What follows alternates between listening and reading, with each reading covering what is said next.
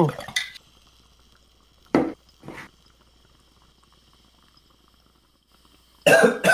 I'm muting my mic. Brother, coughing already. Ooh. Everyone, ladies and gentlemen, welcome to the Stonies, the most bullshit roller coaster award show to date. But that's kind of a joke anyway. A lot of these are kind of, come on, really? I love Phoenix, but really, should Phoenix be winning every year? Come on. That's kind of the whole plan on this. Wait, Phoenix winning what? That's winning. Yeah. That's what I'm saying. If we have, like, literally Mean Streak, when does Wooden Coaster and has been closed since, like, 2017, that'd be hilarious. That's Scooby's vote. Scooby's like, we could vote for closed. We could vote for closed down rides. Yeah. All right, Main Street. So all of his nominations are defunct rides. Joe Melba's a Mean Street connoisseur, right? Oh yeah. Well, I don't know about connoisseur, but maybe on the club of overhated, which I kind of agree. Yeah. Yeah, it was a fine ride. It wasn't the best thing in the world, but it wasn't as rough as everyone said it was. They never are. I just think big Woodies are cool too. So it was a big Woody. Yeah, I think it was a Penguin Trek effect in the sense of it wasn't a kiddie ride. It was a true ginormous wooden coaster. And so even though it wasn't that rough, it didn't do much. You know, like, if anything, all the elements were a bit too grand for what it was trying to do. But I still kind of liked it. I just loved how it meandered through the layout so much, so you were always surrounded by wood and stuff. I thought that was cool. I was like, at least I'm meandering through wood. Phrasing. And, like, going up the lift hill or underneath that turnaround was really cool, too. Screenshot.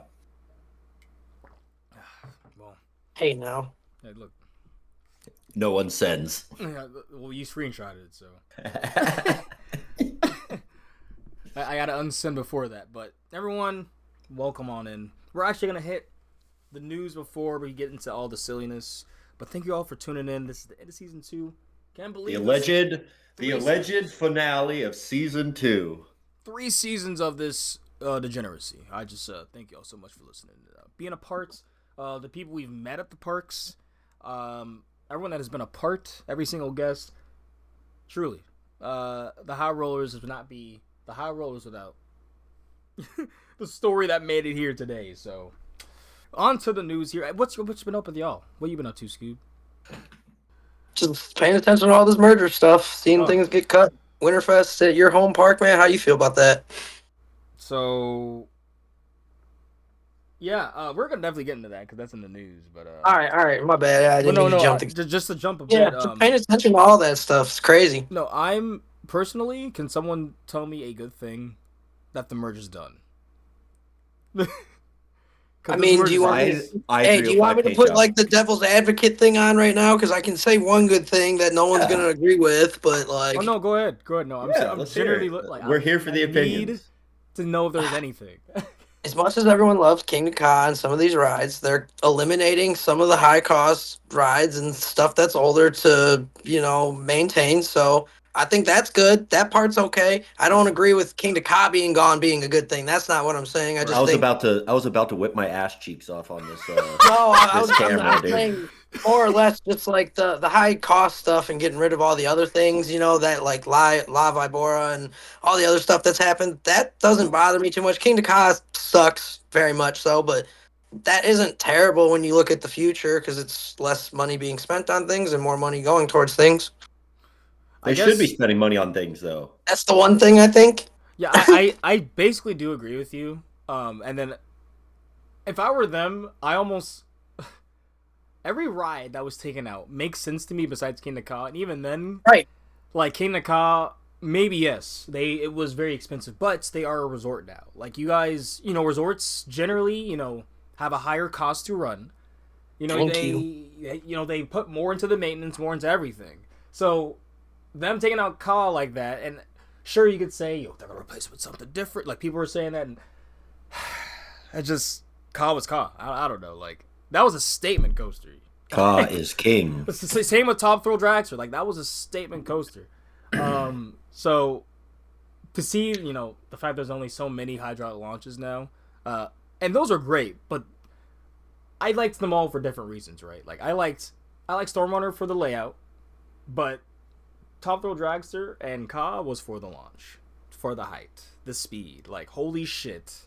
Big dumb. I got one more devil's advocate question. Then, if they replace Ka with something that's longer than King to Ka was and as tall or taller, say they went the Six Flags Cadet around built an X. I'm just like theoretically 500 to 600. Is that acceptable then? Yes, I think the only acceptable way to replace that record, literally we've a had record this talk breaker. in the spaces. Yeah, we've talked about this in the spaces a few times. Like, if they do that, then all of this like hoopla kind of looks silly later. But for now, it's all acceptable and okay because it is like, what the heck? Yeah, if I think the best replacement or the only acceptable replacement in my eyes, because I like them big and stupid, right? It's fast and it's tall, and it was a record breaker that sat there forever. It's got to be bigger. Like if they're like, oh, we've got a little 270-foot extreme, like that's cool, and like I'm sure they're going to be a better roller coaster eventually, right? Like the way technology is nowadays, like these Vekomas, these Machs, these everything. But it's got to be huge in my eyes. But I like them big. And then I guess the only thing I will have to say after all of that is, where does it stop? Because we thought it was going to stop with Ka. And then, like, no chance at all. All right, let's get rid of Nighthawk, Anaconda. People are paying for passes. I pay for my pass. I didn't even think about it because I go to the parks enough anyway, so. But I'm thinking, I'm going to be able to get into Winterfest, and that's just gone. Right? Like, to me, Winterfest was great. Like, I really enjoyed it, especially the New Year's event. Like, it's going to suck that now, I don't know what me, Mike, Bob, Greg, all these other enthusiasts are going to do now for New Year's, because that's like something we planned. You'll be going to Busch Gardens. No, thank you. No? Is that one ran as poorly? Like it's so bad. Like, the only thing good there is the hot chocolate, which I don't know what they put in that hot chocolate, but that shit is slaps. Like that's enough to get me to go. Like that's sold. I drink hot chocolate every night. You have no idea. I warm up a glass of milk or boil the shit, and then I make hot chocolate nightly. I'd be saying, I don't know if crack is an ingredient. Like how Coke, you just literally put first Coca-Cola bottles and stuff. Sprinkle a little bit of MSG, probably get that addictive characteristics. Maybe it's just so. We don't use sugar in this. It's just sugar. Crack. Not too rich. It's just like so good.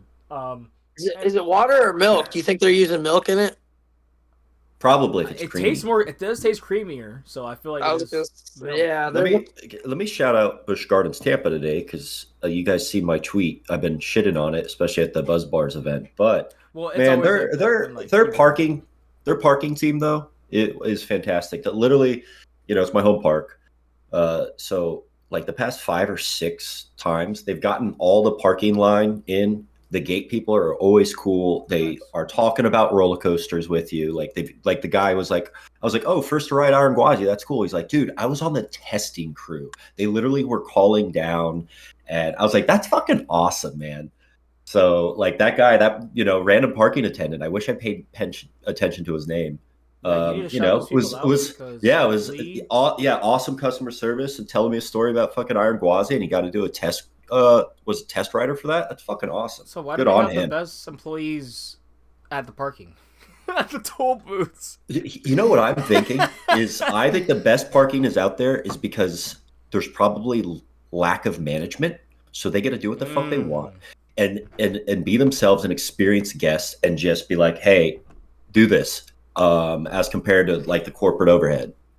I always joked, if I worked in that park, I would want to work the sky ride at that little middle part where they have the drop down, because there's like no one there. Guests can't get out. Guests can't do anything. No one can complain to you. No one can say anything. And when your boss is showing up. It's literally in the middle of nowhere. Like, it's not a part of the park. It's in the safari. That's where I'd want to work. They literally just shove the sky ride through and say, have a good day, guys. Yeah, it is kind of true. That's kind of what they did. Like when the ride broke down, they were like, "Well, like nothing changed." You know, like nothing changed for them. It's like okay, yeah, they just chill out. Call a guy, wait for the mechanic now, or no. I'm talking to so in the sky ride, it goes down halfway when it turns, so it stops like in the middle of the safari / behind like Phoenix Rising area. So there's like. It's not the actual like off or on point. It's literally just a turnaround thing. Oh, okay. Yeah. And so they don't have managers like you have to get out there. You have to drive. So like they know if anyone's showing up. You know, like that would be the chillest spot to work. I still think the easiest job is the one guy sitting there in the hoodie, arms just in the hoodie pocket, sunglasses kicked back in the back of the trolley, in the tram. Oh, tram riding? Yeah, tram's hot in the summer though. Yeah, but I'm saying at that moment, that 50, 60 degree, he was kicked back, bro, in the back. He wasn't even driving it. He would. No one was even in the tram. He's like, all right, this is the easiest, like, this is the easiest job, like, money made 4 hours, whatever, in my life. Dude, that would be a good podcast discussion. Best or dream job / chillest theme park working spot. That's. Oh, hold up. Let me think about that. Because I know so many lifeguards for some reason, or people that were lifeguards, and I know that's probably one of the more fucking stressful ones, actually. Yeah, that's terrifying, and kids always like pretending they're dead, so yeah, fuck that. So, yeah, like, one was at Disney, and you basically are like a robot. Oh, at Disney, they're required to walk at all times. Yeah, you're a robot. You have to basically pace like you're an NPC in like a Splinter Cell game. Like pacing back and forth, like to be in your zone and everything, and then like they have to do that because if for some reason you're off, like one person will just come on up, like that's like one of your trainees or someone above you, and they'll like throw in a dummy or they'll throw in like, or they'll look at you doing that for like a few seconds and be like, oh, you weren't doing this, write up, not like a write up, but like a little mark, and it's like damn. Scooby, let me do my part on this podcast here. What are you smoking? Excuse me? What are you what you smoking? Also, you're very in brand with the Scooby beanie. And the fact that I see like endless smoke coming off of him and he looks incredibly high, so he's doing a great job. Also, he smoked from nothing. Thin air. Right? There's just he's got an emulator. He's 3D printing some weed. No, I think he just learned that trick from Jordan because Jordan's such a pothead. Jordan, the fucking King Stony. So what you got there, brother? Yeah, you know what strain you're smoking? He's trying to seduce me, staring at the camera with those pistachio eyes. What are you doing right now, dude? Yeah, I got some runs right now. You know the percentage, or? Oh, where'd the baggie go? Hybrid indica sativa. Well, Runts is a hybrid. 29.56. Oh, fuck. Okay. Yeah, well, I'm hybrid. I'm hybrid gang. I'm still on that cap junkie, which in the couch. I'm a 28% hybrid capped junkie.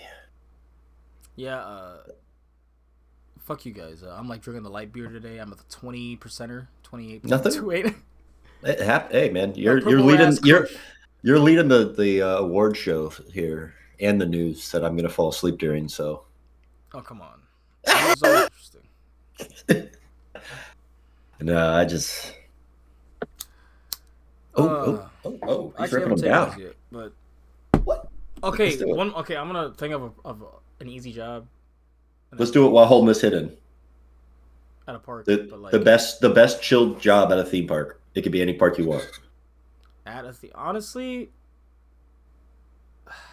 I think mine's that Busch Gardens spot on the Sky Ride. I can't lie. Yeah, like they're like that spot's awesome. After a while, or there is a certain circumstance, I feel like a lot of these can become like stressful. So it's like, yeah, labor sucks. So like that's the only one, like the one that you brought up. I can think that's legit just chill. Like maybe like driving a tram, just like if it's like actually a tram road and it's an easy parking lot. Like you're just going back and forth and picking people. Yeah, up. not with like cars though. Fuck dealing with cars because they can do anything. So no, I got one. All right, the social media manager for Michigan's Adventure. That's not chill at all. Though. I mean, it can be fun. So easy. What's not chill about that? How often do they tweet? Well, like, yeah, but if maybe that's not a full. It's probably 2023 and 4 solid scrolls, bro. Bro, I don't know if they have a manager at that point. Yeah, they probably. That's the thing. It's probably not a position.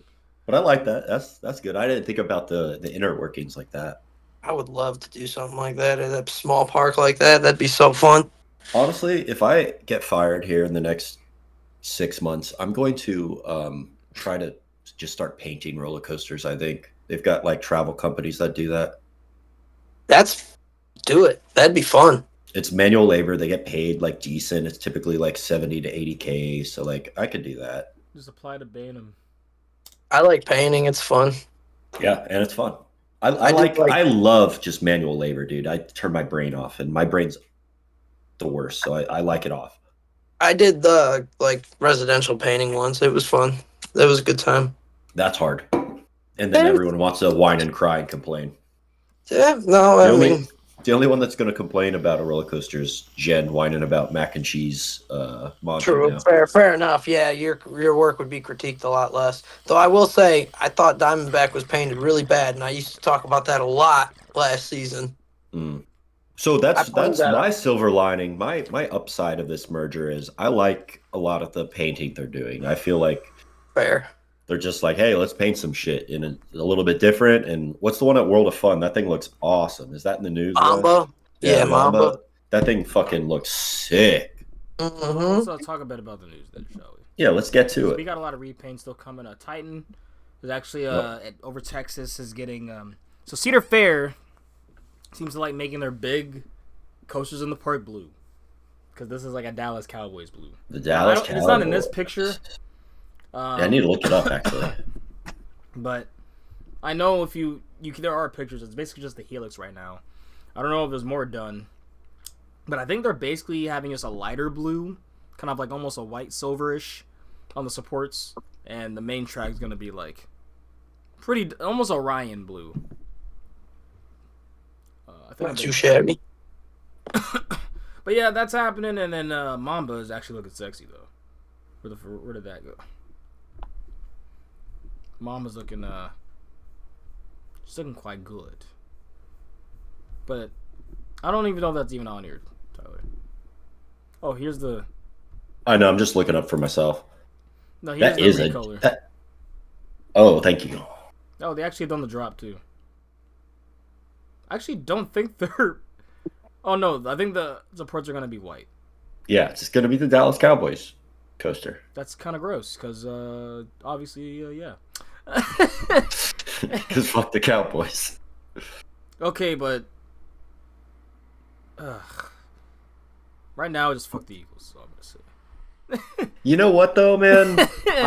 I've got enough Philly friends from this community that I have more skin in the game versus people just not liking Mahomes or being like, oh, the NFL's rigged. Like, I don't give a fuck about that. I'd rather my Philly friends be happy. So, shout out, go Birds. First time you'll ever hear me say it. Well, go Birds! All I gotta say is the good Philly fans are in the minority. So, like, yes, oh yeah, of course. but Jalen Hurts, but their team, like, you know, Patrick Mahomes is married to a terrible, terrible person. So, see, he just needs to. If he played in the NBA or FIFA, I would be like, you know what? I respect you so much for it because, like, you're playing their game, but you can't be bringing acting these selling skills into the NFL. This is a truly a contact sport. We're tackling. We have shoulder pads and helmets for a reason. That started with the Brady era, though. Like, Brady took hits. All right. He did early in his career. You think he took hits? He didn't take hits with the Bucks, dude. I mean, the league changed a lot by then, though. Yeah, exactly. He was a.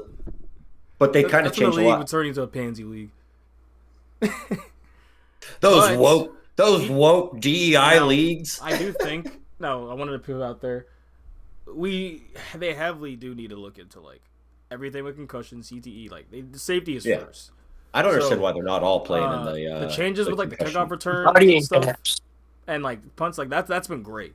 You know, like, and it's been more exciting because I think we've been seeing more kickoff returns, like actual like big returns and stuff. So, yeah, but onside kick is kind of ruined. I think they should all be playing in the fucking CTE helmets, to be honest. Like, come on. Like, my wolf comment was actually sarcastic. The thing is like, every new helmet they make, they say, this is the groundbreaking, perfect helmet, and then it seems like it gets worse. I don't think it's getting worse, man. Like, people don't understand how strong and fucking fast the human athlete is. It's a car crash. Like, I know people like making fun of that sport and like, oh, rugby does this and hockey plays it, 60 games. But, like, they're the strongest, fastest, biggest, meanest dudes on earth. Like, it's a different league. Yeah, exactly. It's like getting in the ring with an MMA fighter wanting to fight you. Like, you're going to get fucked up. These are guys that are superhuman that want to break you. Yeah. Yeah. No, that's very true. They're one of, 400 living top specimens in the world? Yeah, they're super freaks. She's a super freak. Super freak. Seriously, though. Like, Space Jam. First Space Jam, by the way. Yeah, there's only one Space Jam in my mind. No, have y'all seen the LeBron James one? That one is so bad. It's actually good if you look at it knowing, like, it's bad, it's making fun of it, but, like... I need a Marcus anyways, moving on to get to the news. we need the sound bit. Yeah, where's the we need a Discord sound bit. Or it's not anyways, it's moving on. Anyway, but seriously, though, what the fuck were they thinking with that? Like, and LeBron James' acting is just... He's still on it. He's still... Because I'm a bit of a cinephile, man, so I'm just like... Your whole family gets taken into just, like, gets imploded essentially out of nowhere, just into nothing, and your reaction is going to be, dumb! That's it, just look at the screen, no reaction. He's more emotive in an NBA game, which makes sense because that's real life, but, like... Alright, so, these rounds are getting painted. Oh, but the Battle of the Tits is happening. So what? The fake battle, man. It's a fake battle. I was talking about calling them just fucking tits because these parks are scratching their ass with these, coasters here. Well, okay. I guess Cedar Point stole it, so I guess they have whatever reason. But... Let the record show it's January 30th, and that Christmas tree is a fire hazard. Wait. Oh, so if you're saying if someone has a Christmas tree still up? I'm talking to Scooby. Oh.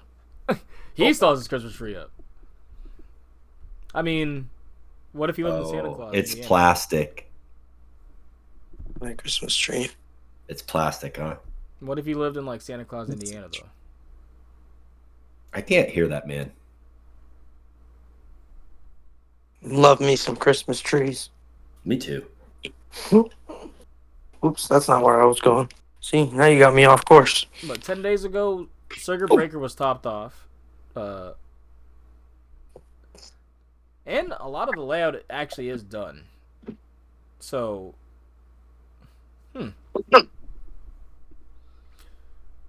I mean, why are they holding it off? I actually don't believe that that's true now at this point. That rumor that they're holding off Circuit Breaker till like November, December, because a lot of this layout is done, and I think the hardest part of it, which is like the whole tilt mechanism, that's done. So I was just on it. The race to the second opening tilt coaster in America. We're gonna go over to what you call it, Siren's Curse. Cedar Point's going to win the race. It actually is pretty ironic they named it after a pirate theme, because they did definitely steal it. I kind of want to learn more about pirates, to be honest. Pirates are well, they're like very, that timeline. Size. Yeah, like that timeline about them, but there's still kind of like there was some kind of cool pirates, but. Well, not even just pirates, but just like that whole timeline, like the spice trade, like all of that shit down south in the islands. Like, it's kind of interesting. Like, it is super colonials. History is interesting. Yeah.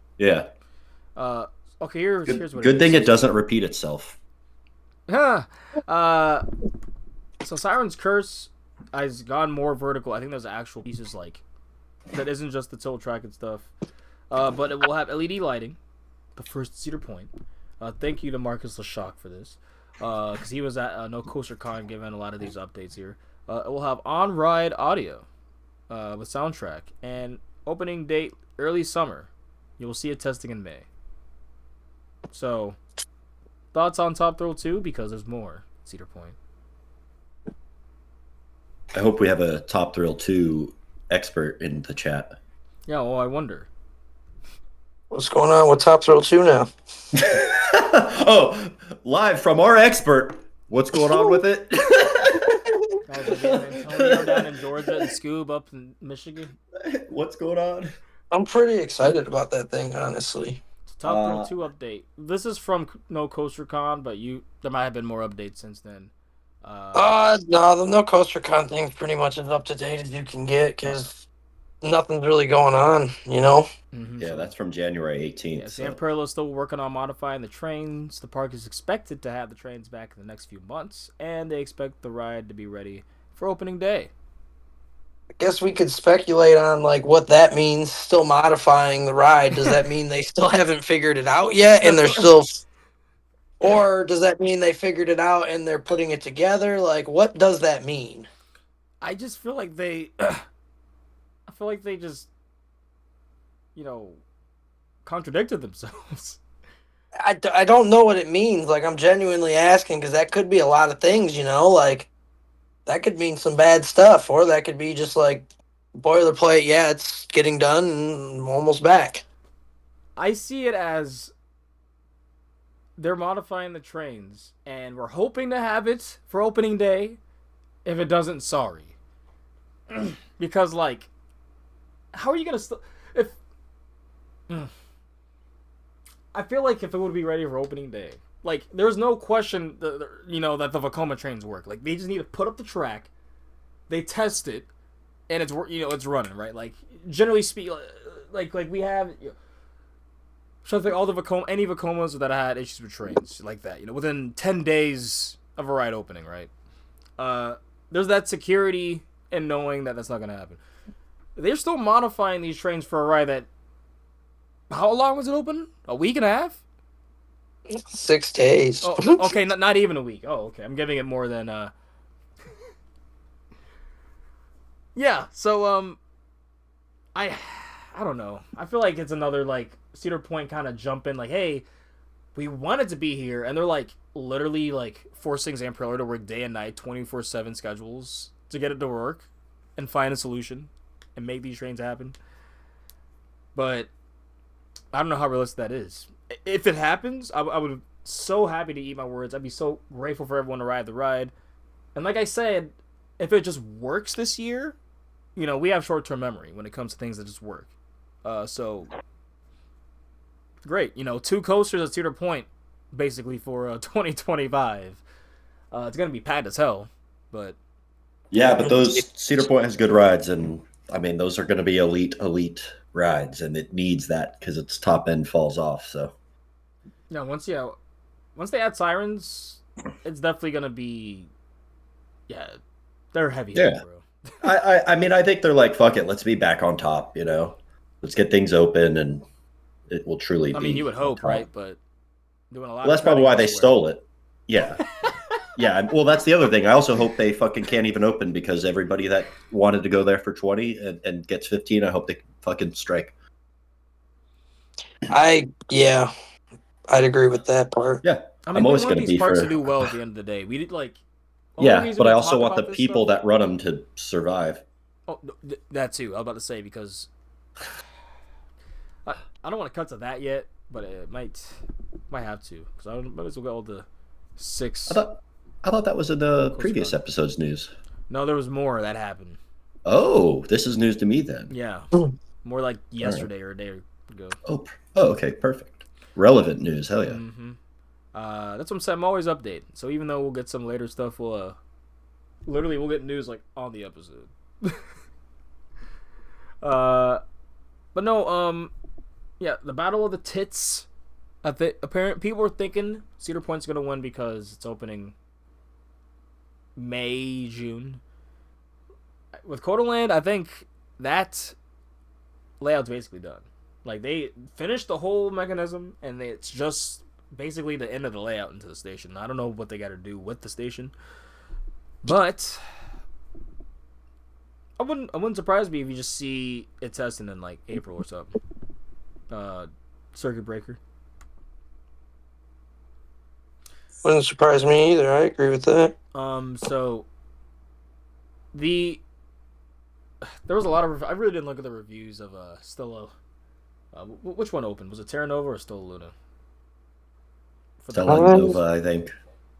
Yeah, Stella. So for me, I looked at it briefly, I skimmed through everything. I'm actually looking at one of the people that people were getting mad at. But this is something, honestly, I thought was kind of atrocious. But it's officially 4 parking prices.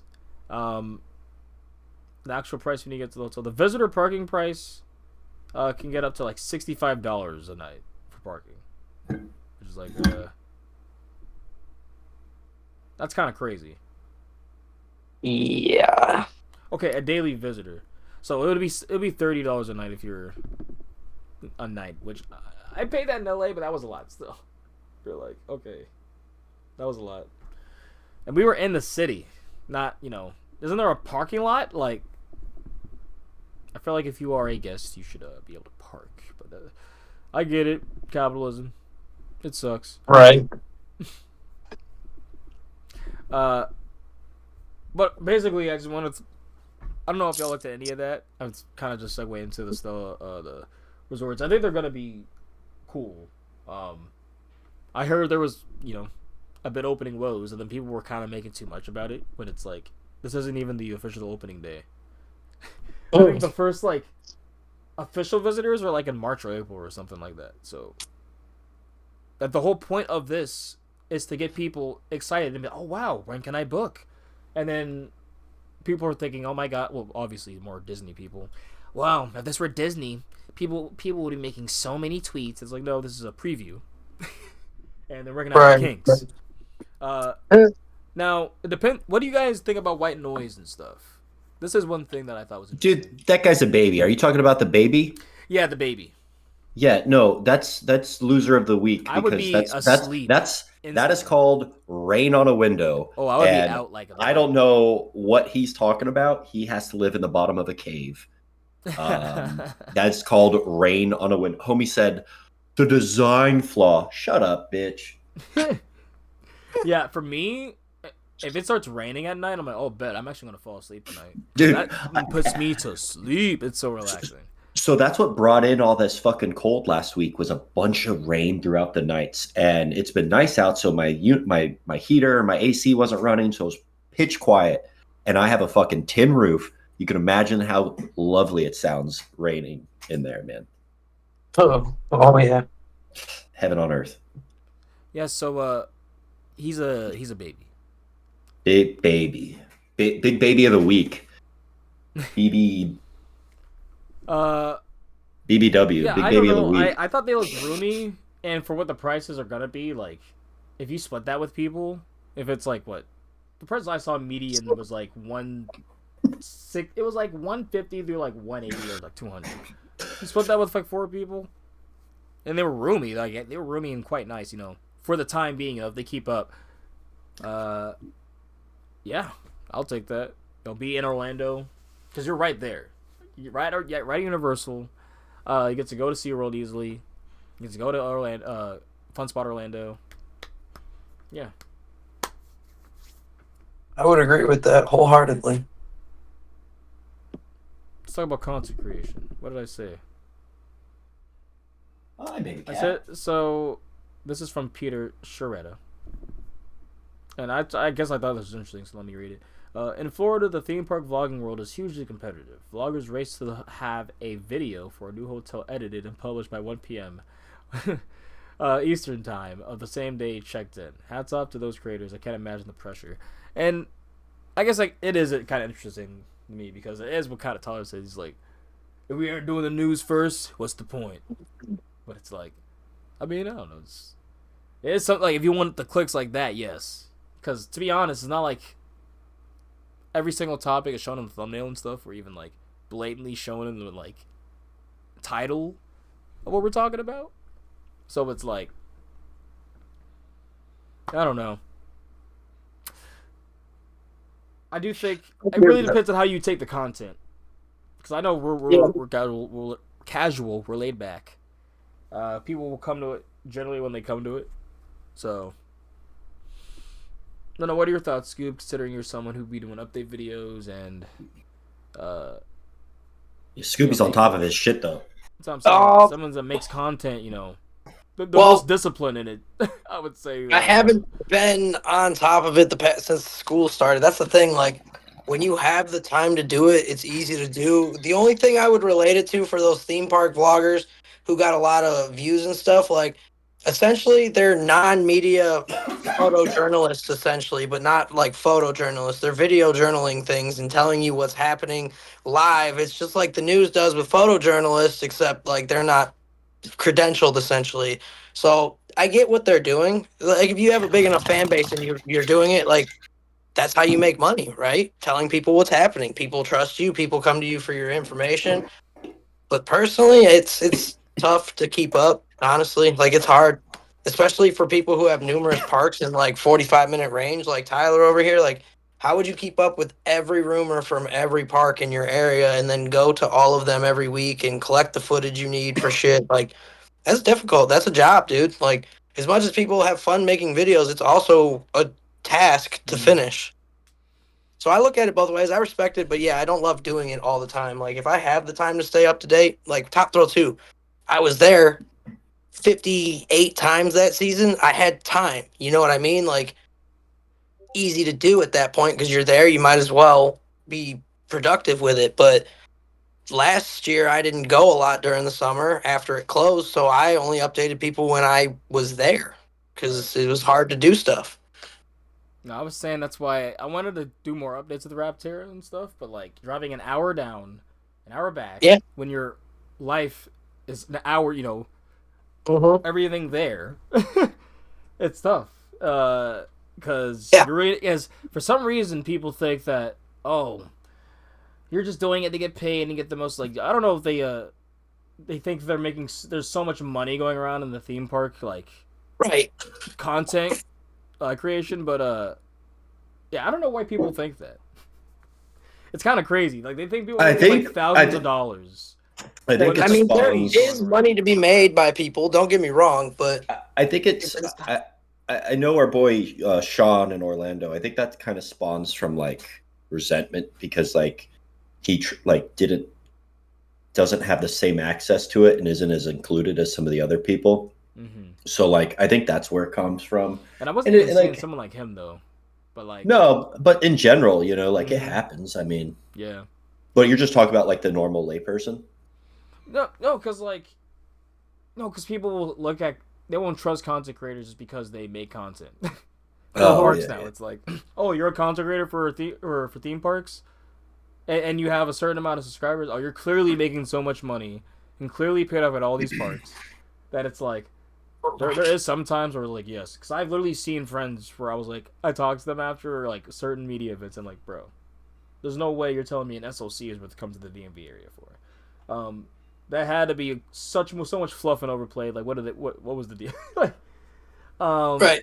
So, yeah, there are instances like that, but then, like, when there's, like, rumors now, or the people think they're making up shit just for, when it's, like, essentially all of them coming together, like, hey, like, we got this because they are able to get those horses.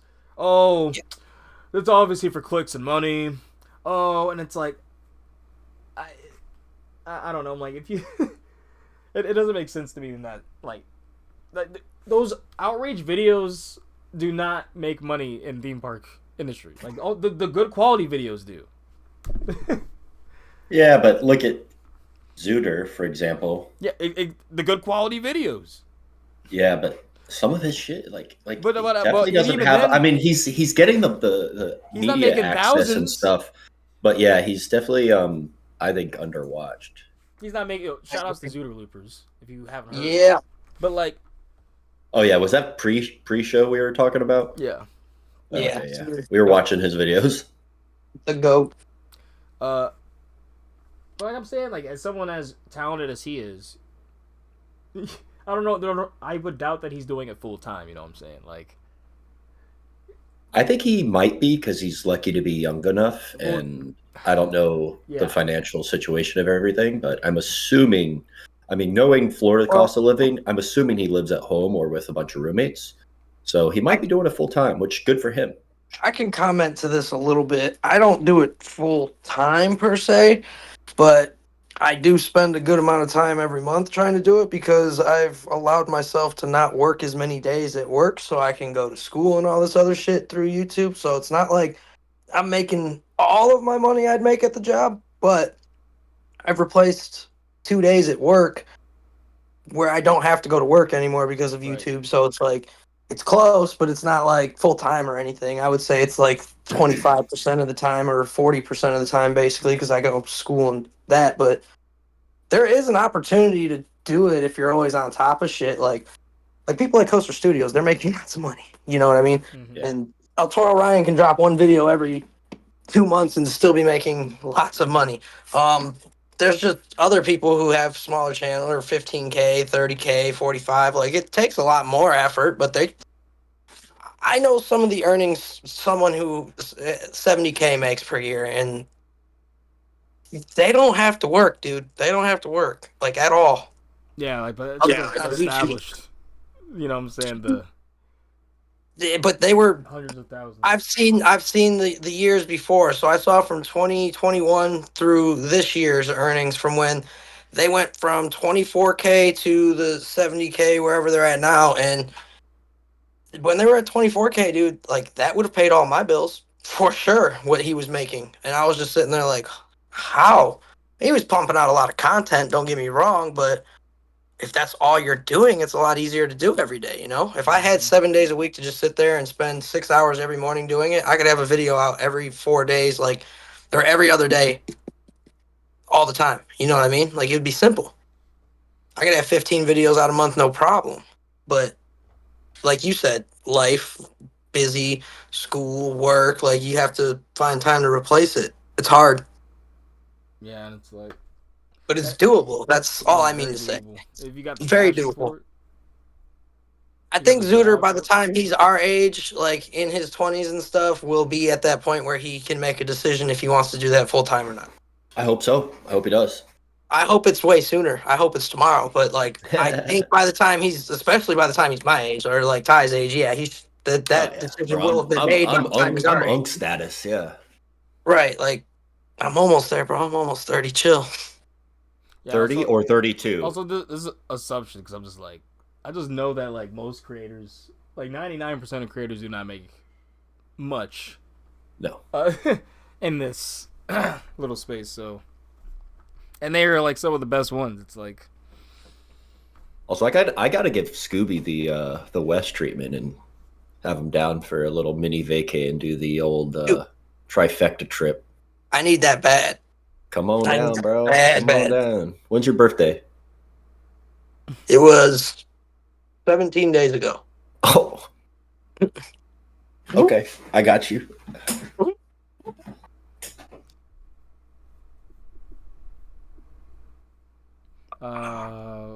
Yeah. Shout out to the listeners. I can definitely host. My place is very tiny though, so pretty much just one person. I'm bringing a whole crew in, like 3 or 4 people with me. Yeah, nope. You know what's funny is I have an abandoned house over here that they could crash out, but. What if we all just hang out inside the house and then sleep in our car outside? Dude, honestly, there's like it's not a good spot to hang out with more than like 3 people. It's so fucking small, man. I can't wait until it's Halloween time again. Ooh. Mm-hmm. We're not too far away from coasters, though, if you think about it, right? It's February almost. Mm-hmm. Yeah, but then life's moving too fast, so. It's like. Sorry, I'm almost 30, bro. Chill on me. I got less than a year. You still got how many years? How many you got left? turned 28, so I'll turn 29 this year. So where we at news?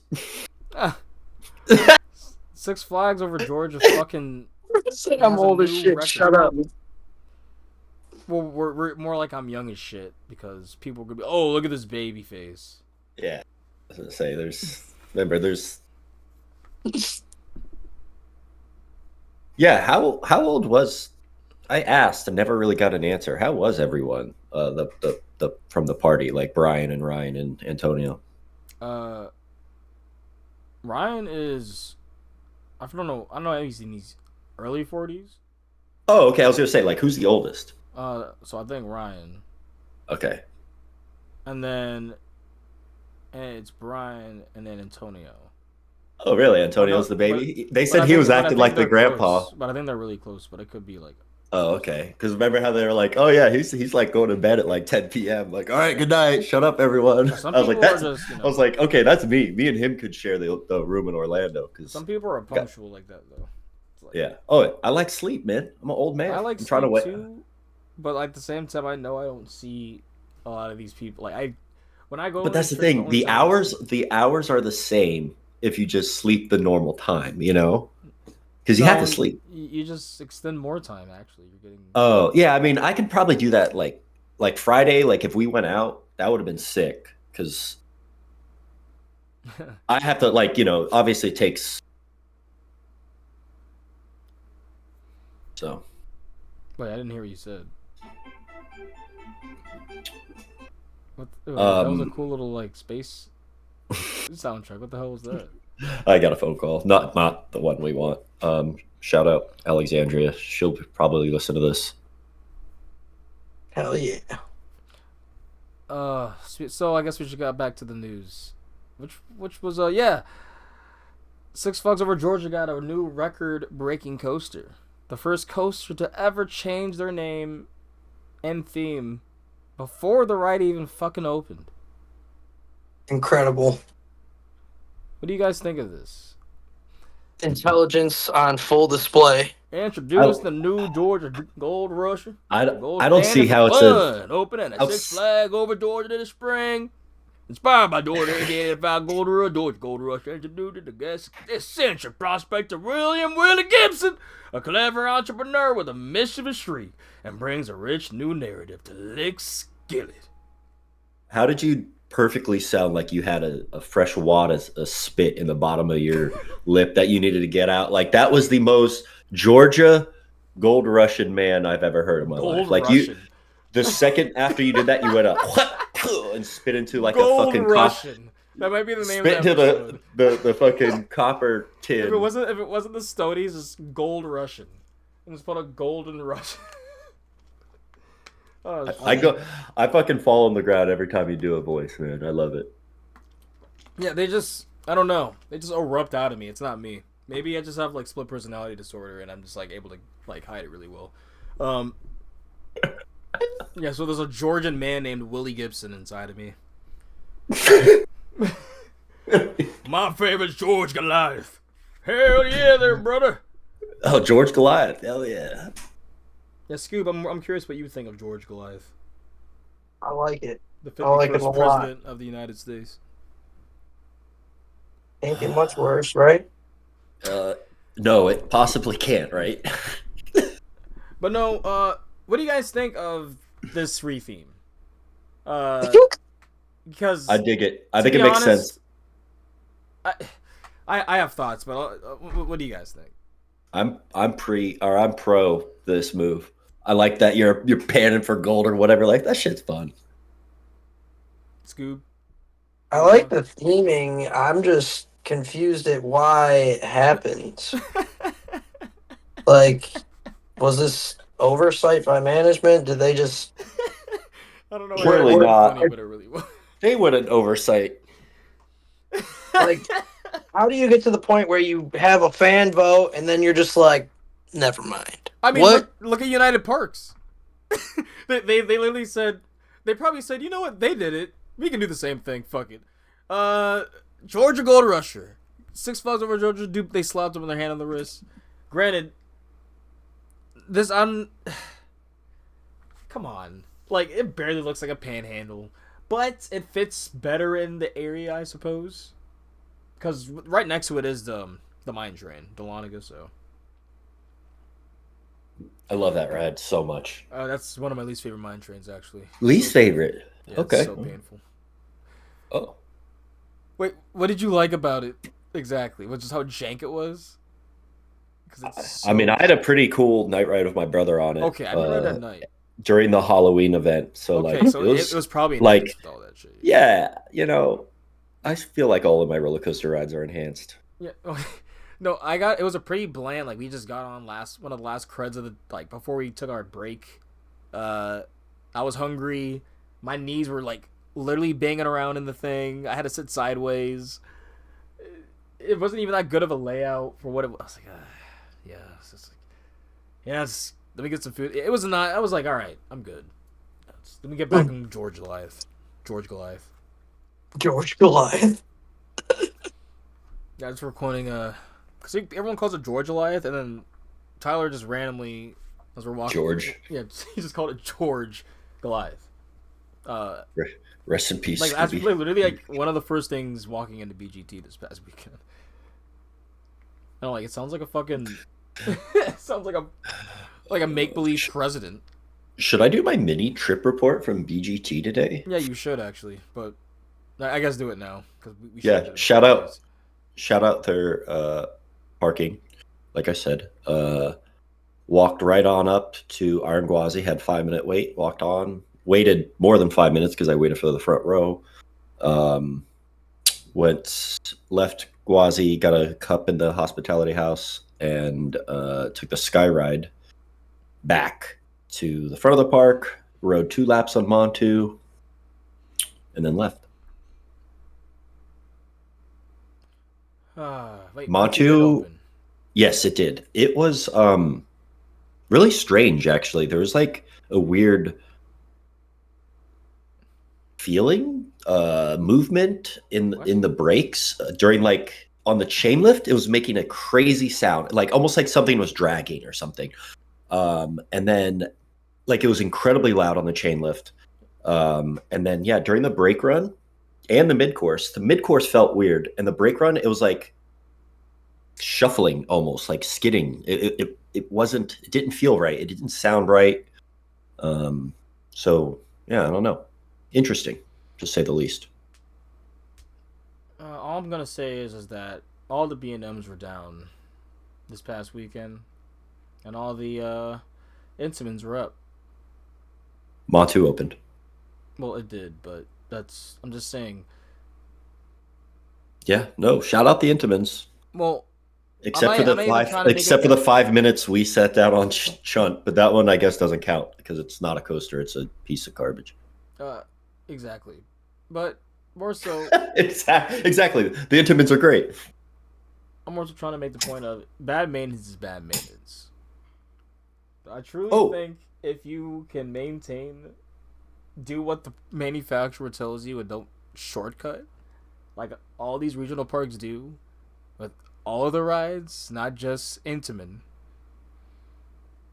then you're going to have what happens. Because we went to, where did we go where all the B&Ms were down too?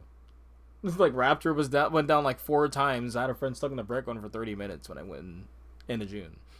On Raptor? Yeah, Gatekeeper was going down. Gatekeeper makes more sense because it's by the weather affects it more. But there was another one down. Rougarou was. I got on it once, and luckily I did because that was having issues. When like all the B&Ms. I don't like Raptor's probably my least favorite. That was just random, but like invert. Oh no, Scoob doesn't like inverts, so he just probably hates Raptor in general. Yeah, I rather ride like a good SLC than Raptor. So like Great Nor'easter. Yes.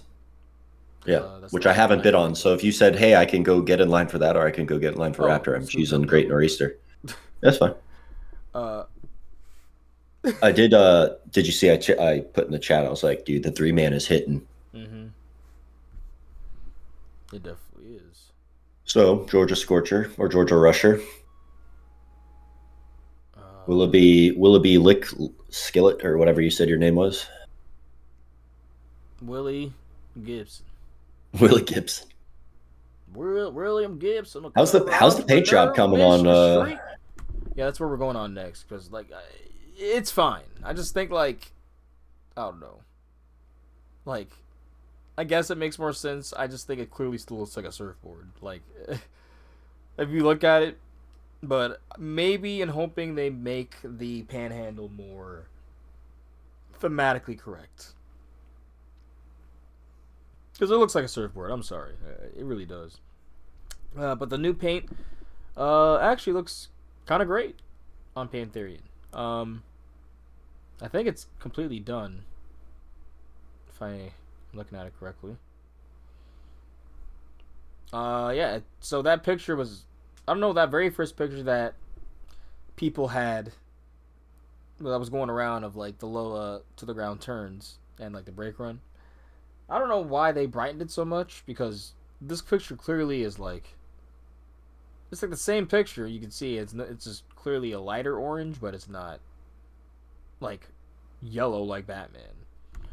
What's interesting to me though is the supports on the truss. It's like red. It's like an ombre all the way down. It goes like from red to orange to yellowish. That was a better picture of it too when it was like imagine if that was my job. I mean, yeah, you could have just been a part of painting that whole thing. What team do they have out there? I don't know. I'm assuming it's them, but let's find that out. Yeah, I'll join them.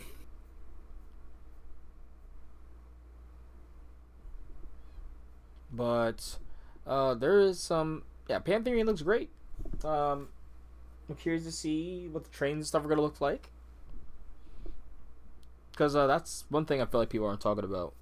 The trains, but are they going to...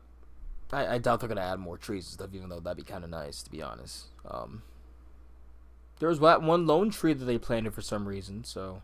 Hell yeah. Hopefully. Hopefully? Come on. Staying in King's Dominion, theming elements for Raptera have arrived. So. Oh yeah, are those going to go along with the launch? Yeah. Sick. Yeah, it's a cool little thing here. I personally, if it runs like what Airtime Mike is saying, they fix whatever. Ooh, this top 4 is gonna hit. But yeah, have we seen any recent test runs of it, or are they not because it's fucking cold and snowing?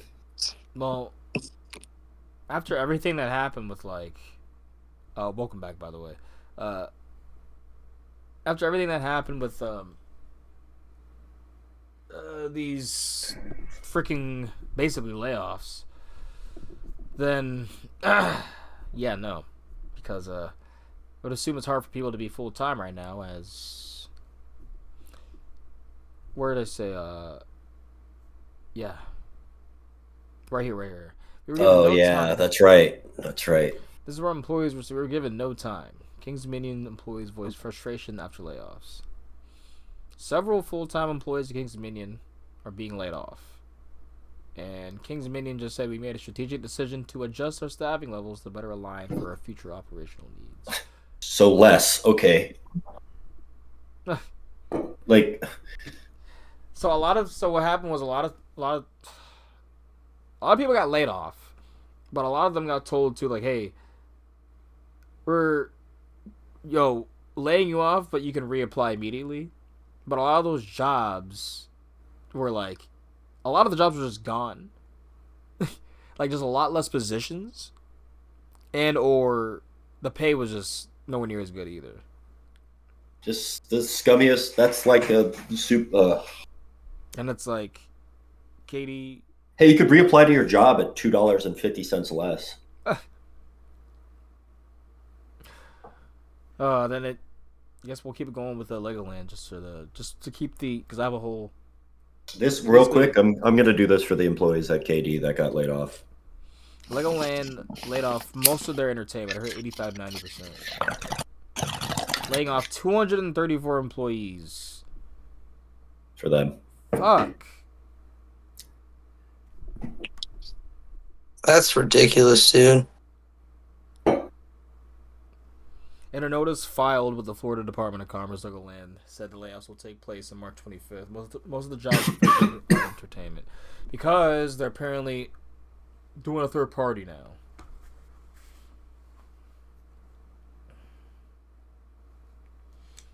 So long story short here, I wanted to put those together because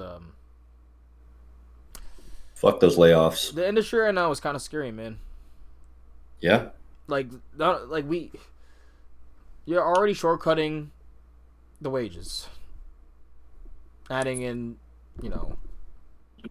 nothing that seems substantial to even say, okay, like, where's the money going? They're making parking ridiculous. Making food prices ridiculous. Drink pricing, stock pricing, like... and then you would think, okay, we're gonna lay off people, they're still not paying them. They're paying them less, even. Like, bro. Like, are they really that fucked? Like, you would, like... The Legoland thing, I can't contest to that because I'm not as in touch with Legoland. That to me just seems fucked. Like, you cut basically your whole entertainment. What the fuck? That's fucked. Cedar Fair, though, it's like...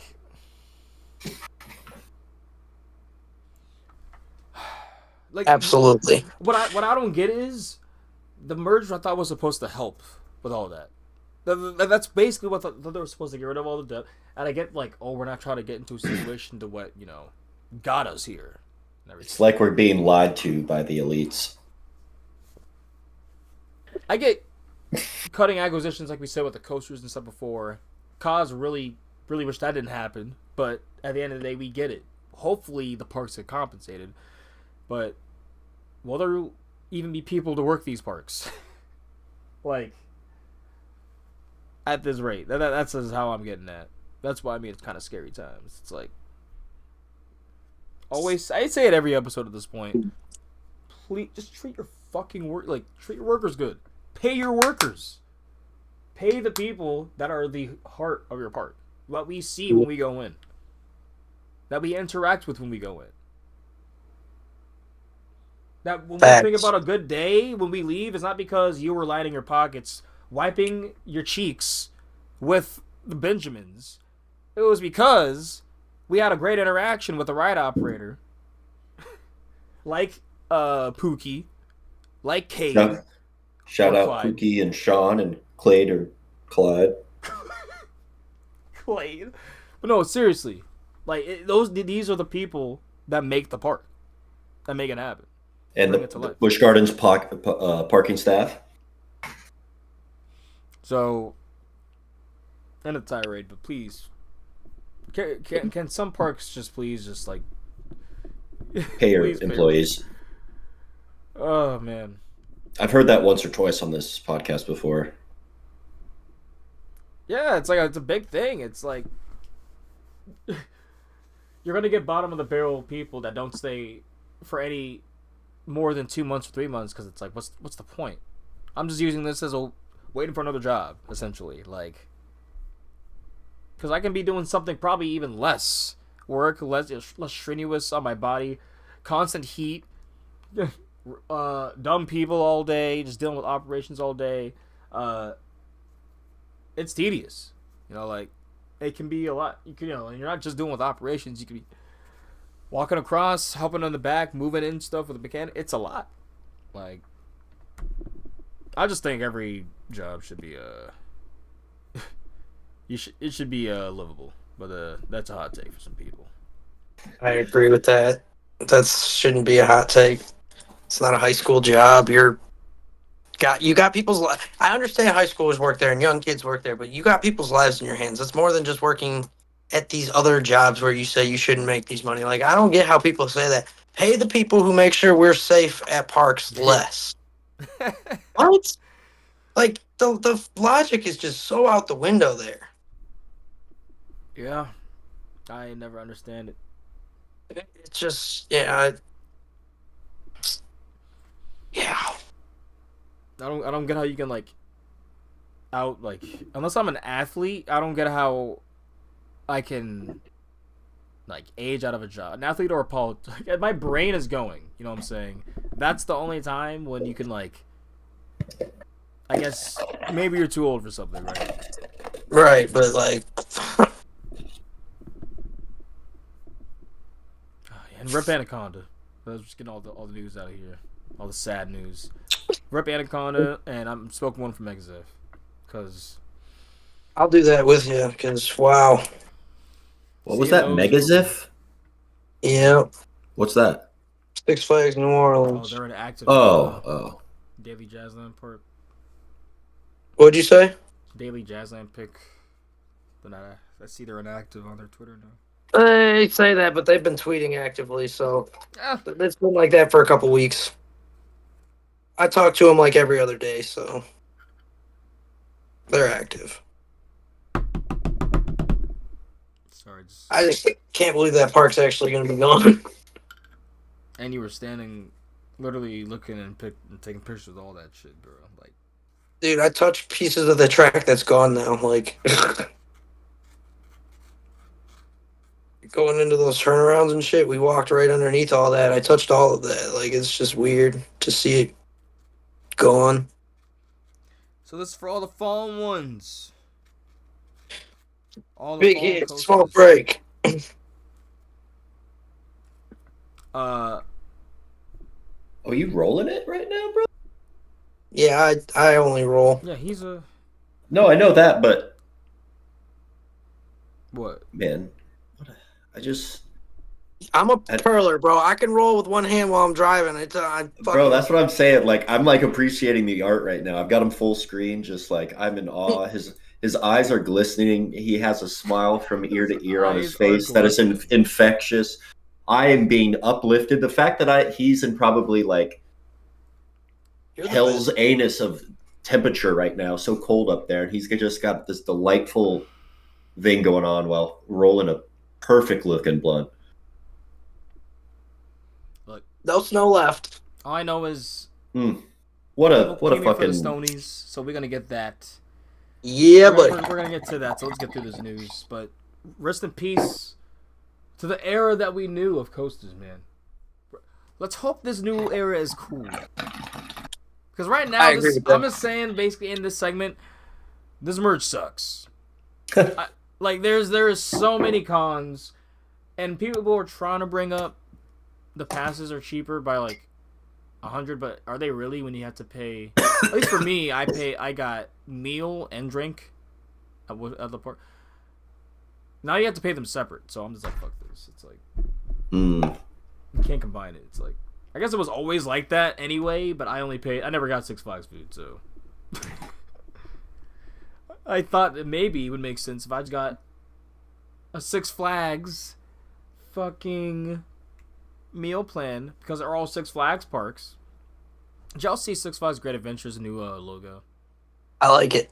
You like it? I love it. Go back to the old shit. Stop going corporate and doing all the silly stuff. Go back to the bold and silly looking. I like that. No more minimalist stuff. To me, it looks like a Nicktoons Unite like cover. It looks like Cedar Fair met 2000 Six Flags. It's like really weird. It's giving me such Nickelodeon, like 2006 Nickelodeon vibes. Okay, yeah, I can take that too. That's fair. I love it. I hate the downplaying of like logos and making things quieter and minimalizing them. Like, no, be bold, be crazy. Give me all the stupid coasters at the bottom with the bold letters that don't match the font up top. Please go back to that. Like, I'm telling you, my favorite thing is this, dude. Look at how bad this Boblo Island thing is. No, that's not bad. It's amazing. Bro, but that's what I mean. Go back to this. Don't stop giving me minimalist stuff. Bro. Stop giving me minimalist stuff. I go crazy. 80s, 90s, retro vibes, do it all. It is crazy because when I look back at old wrestling, I get that vibe. It's like, this shit is just the definition of just like 80s and 90s with the definition of campiness. And now I love it. And then like the 2000s, we've just been so serious. At least the 2010s and the 2020s, we've been very serious. Yeah. All of our art is serious. Which I want to say, the thing is, like, I do love a lot of like serious art, but like I do agree with you. It's reflective of times. Yeah, but exactly, it's like reflective of what people are going through, people's thoughts, because like what there's the people call this the Doomer generation. Right, like I think we're just a little more aware. I mean, the internet. Right, like that's the main thing. Yeah, exactly, man. Like getting information. That's saying like, say for example, you have a whole database. All right, what do we want to know about this coaster? Imagine like doing that and like, sure you could say in 05 people RCDB was out, but like not everyone had access to quick, actual like, I forgot what it was called, DLS. Right after that was the fastest after fucking dial-up. Get your DLS lineup right now. I remember seeing that. I was like, oh. DLS. And not the the cracking whatever of the sound. I'm sorry, but you just put like a core memory in my head from like the old commercials of those days. You remember the Vonage commercials where the dudes would do something stupid in the beginning and then it'd be like do do do do do do do do do. Bro, you put me right back in that time because they were like crappy at-home videos. Wait, what glass broke? It was just my bowl. Are we safe? Well, why are all my co-casters? Why do they always break their pieces? Because that's a stoner rule. I can't break mine. I just dropped it again. I dropped the rest of it out. God damn it. There's so much weed on the ground underneath my fucking desk. I never dropped my piece. Cool, man. Fucking I coddle it like you see my life is in shambles. You watch me lose 2 vapes. Like, oh no, I'm hitting it right now, dude. What are you talking about? Dude, how fucking funny would that be if you found out what kind of vape I had and like bought that exact one and like casually like chatted with one? I'd be like, wait a second. No, what I would do is I would wait till we got on Velocicoaster again in like a few months, and then place it in the locker. Like, dude, pull it out, or just casually pull it out of your purse. I'd be like, you fucking bitch. No, honestly, that'd be fucked because whenever I have like older carts or stuff that I forget about, generally like they don't taste as like good. Like all the resin's kind of old and stuff, and like the terps are old. Like it still hits, but it just doesn't taste as good. Also, where were we? I'm sorry. Where were we? I was still smoking one out for I had a big old pee break. There was something on the news that I was bringing up. Let me go back. God damn. This is gonna be the longest fucking episode. No. It's all cool. But Anaconda. Let's talk about the opening day. It's gonna start opening day. So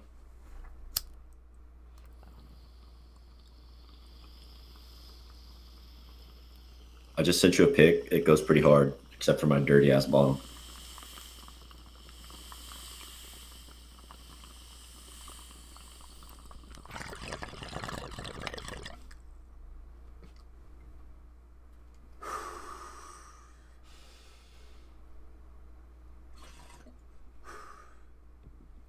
Dude, it is like so delicious outside.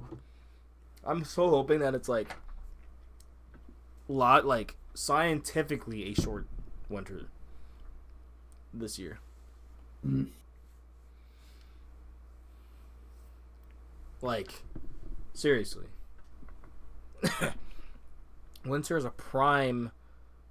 Mikey Mike just started following me on IG. Yep, that's Miguel. That is my big homie. And also a big reason why I respect B&M now too, because he adores B&M. Adores him. Oh, hell yeah. Love that. No. What? No. Oh. What's wrong? Talk about a B&M opening. Yeah, B&M's are the fucking best. That's crazy. Dude. That's like B, best, M, manufacturing. That's like 2 months, bro. And I get to be on Rapterra. Because as a pass holder is like 2 days before that.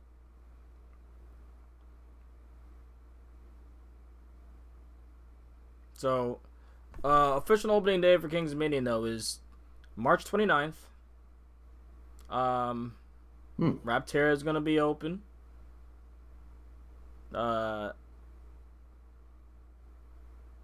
the summer break, plus seasonal events. Yeah, so basically, I'm really hoping that they're gonna be able to tighten up. Okay, here's my one thing I'm gonna ask for King's Dominion here. I hope that is a sick pick, girl cat in the back, but I hope that they can.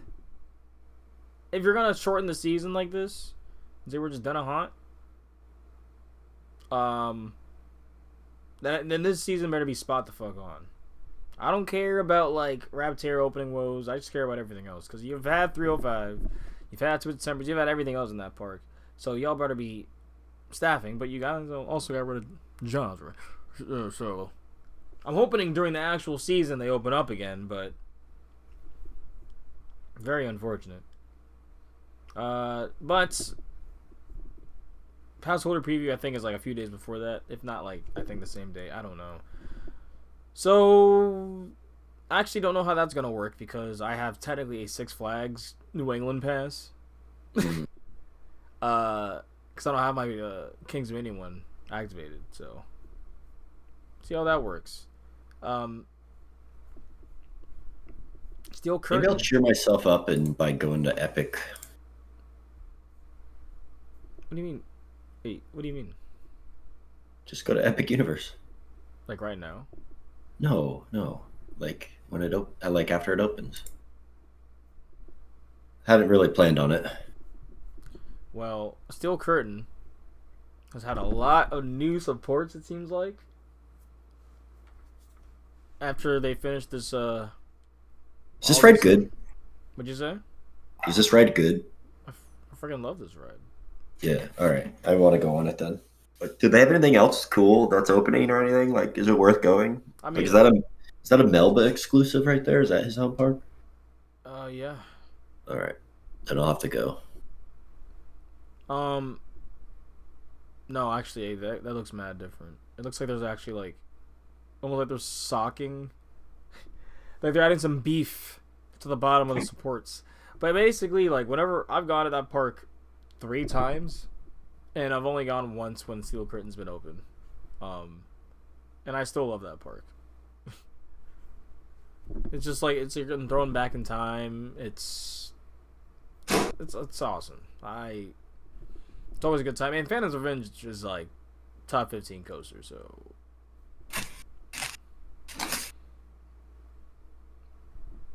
Yeah, I want to ride that puppy. Yeah, Steel Curtain open is just like it's the icing on the cake. Because Steel Curtain was in my top 30. And honestly, I don't know if if rear rides are really gonna change it that much. But I honestly thought it was one of the most balanced coasters I rode ever. Like it did everything. It had airtime, it had positives, it had laterals, it had whip. And somehow it has 9 inversions and they're spaced out also well. Very good ride to me.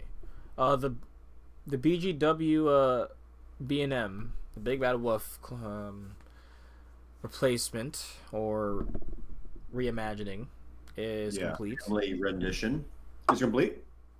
It's apparently complete. What as of when?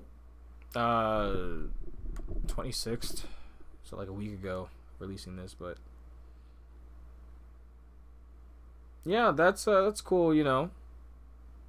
I will be getting a ride this year. But at the same time, I'm like I'm really upset that there's not something utilizing a 230-foot height waiver here. That is so ass. And honestly, I have no clue where they could put something bigger now in this park. What do you mean? I have no clue where they can put another big ride in this park. Oh. Unless they take something out, which they definitely don't need to take something out. Yeah. It is what it is. I don't agree with the placement of the ride at all, but I still think that having more family is definitely a good idea for this park. And where they placed it, still debate, like, I'm not even talking about the height waiver, but like right next to a fest house where like you can get beer. Like, to be honest, people kind of oversell that. You're like, oh, it's right next to a beer. Like it's mostly for like getting food. It's not like they advertise to get drinks at the fest house there. So I just think it's not gonna be easy to see. That's gonna be my issue. Is like, okay, like you have to walk pretty far back to really get to the ride and actually see it. But it's still gonna be the German village of family rides, which that's good. You can have your family all go and stay in one area. You get Dark Coaster, you hit Big Bad Wolf, Revenge or whatever the fuck they call it, and Verbolten. And then, all right, let's go get some food at Fest House. And that's easily like 4 hours. You know what I'm saying? Like, if you're a family of 4 or some shit. So, in that sense, yeah, I think that is smart, actually. But why blue ball us with the 230-foot waiver?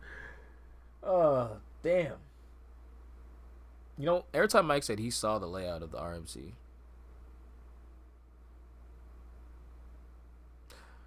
You gotta, when you come down again, and if he's at the set park at the same time, you have to ask him about it. Trust, like. RMC. Busch Gardens? Yeah, there was supposed to be an RMC where the Big Bad Wolf is. Big Bad Wolf Revenge. The B&M.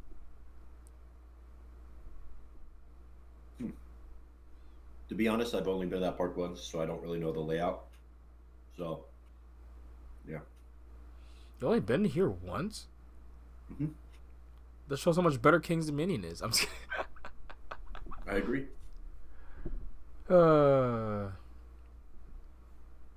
Nah. So, Muppets. What happened? New creds at BGW for me.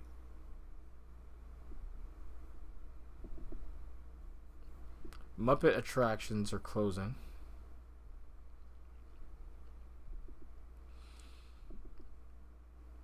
Mama Melrose Ristorante Italiano will serve its last guests on May 10th. And Muppet Vision 3D and Pizza Rizzo will have their last day of operation on June 7th. This is because they're doing the Monster Inc. theme land, all that stuff. So, little quick news. We're not really a Disney cast, but it's all for the new stuff, and Muppets is being moved to Rock and Roller Coaster. So, not gone forever.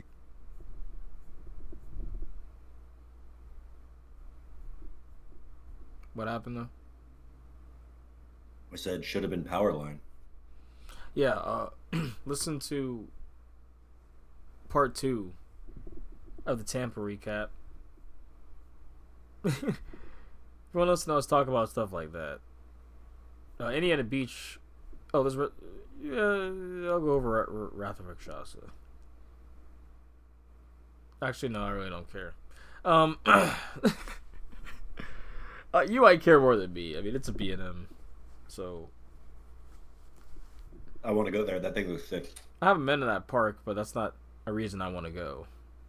One of many reasons to want to go. It's like maybe the 6th reason, 7th really? reason. What do they got?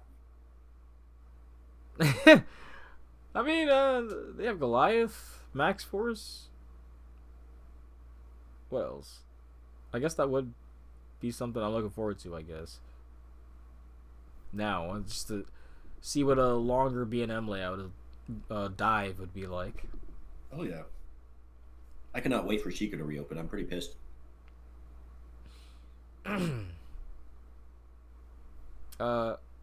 Indiana Beach. I wonder if this is real. But like, I think like, if it is real, that's fucking crazy. No, I think that's fucking real. That's really hard to edit.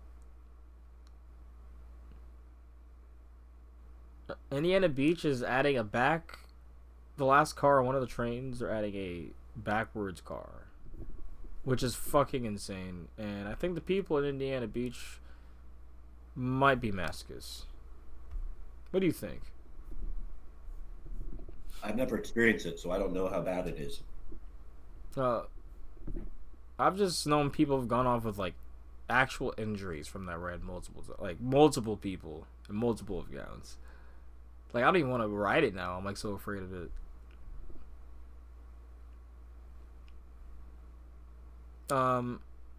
Yeah, backwards you wouldn't even be able to brace. Yeah, unless you just knew the layout like that. But there's markings at over Texas by Mr. Freeze. Wouldn't shock me, to be honest, if they got rid of it, but I don't want them to. But just knowing how they'll just say, yeah, sorry, it's gone. Yeah, you said if they remove Mr. Freeze, I'm alright. Yeah, I will riot. I think that's it. We on to the Stonies. Welcome. Thank everyone for being a part, giving you submissions. Twitter and Instagram. Instagram did a bit more consistent. They were a bit more consistent, but there were some that would pop off. Perfect timing. Twitter. Yeah, how did you, dude? Did you just like? How do you do that?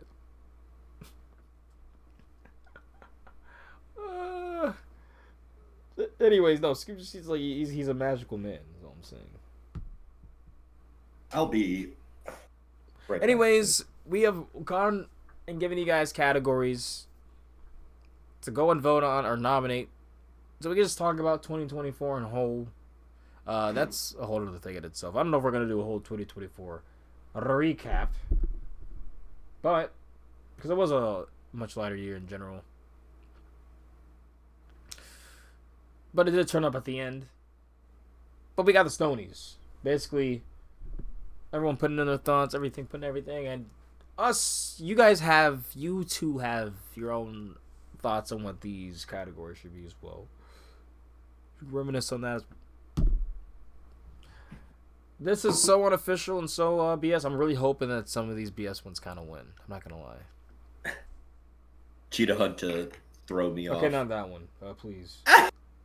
Yeah, I'm glad dude, I feel, especially my brother's on here, it's great. You know, I will say that was the one downside. I hope you guys are listening, Brian and Ryan. But you guys are Cheetah Hunt stands, so get out of here. Friendship over. Look.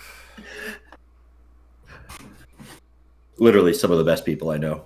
Mm-hmm. I'm like, they're my homies. Yep. I don't care.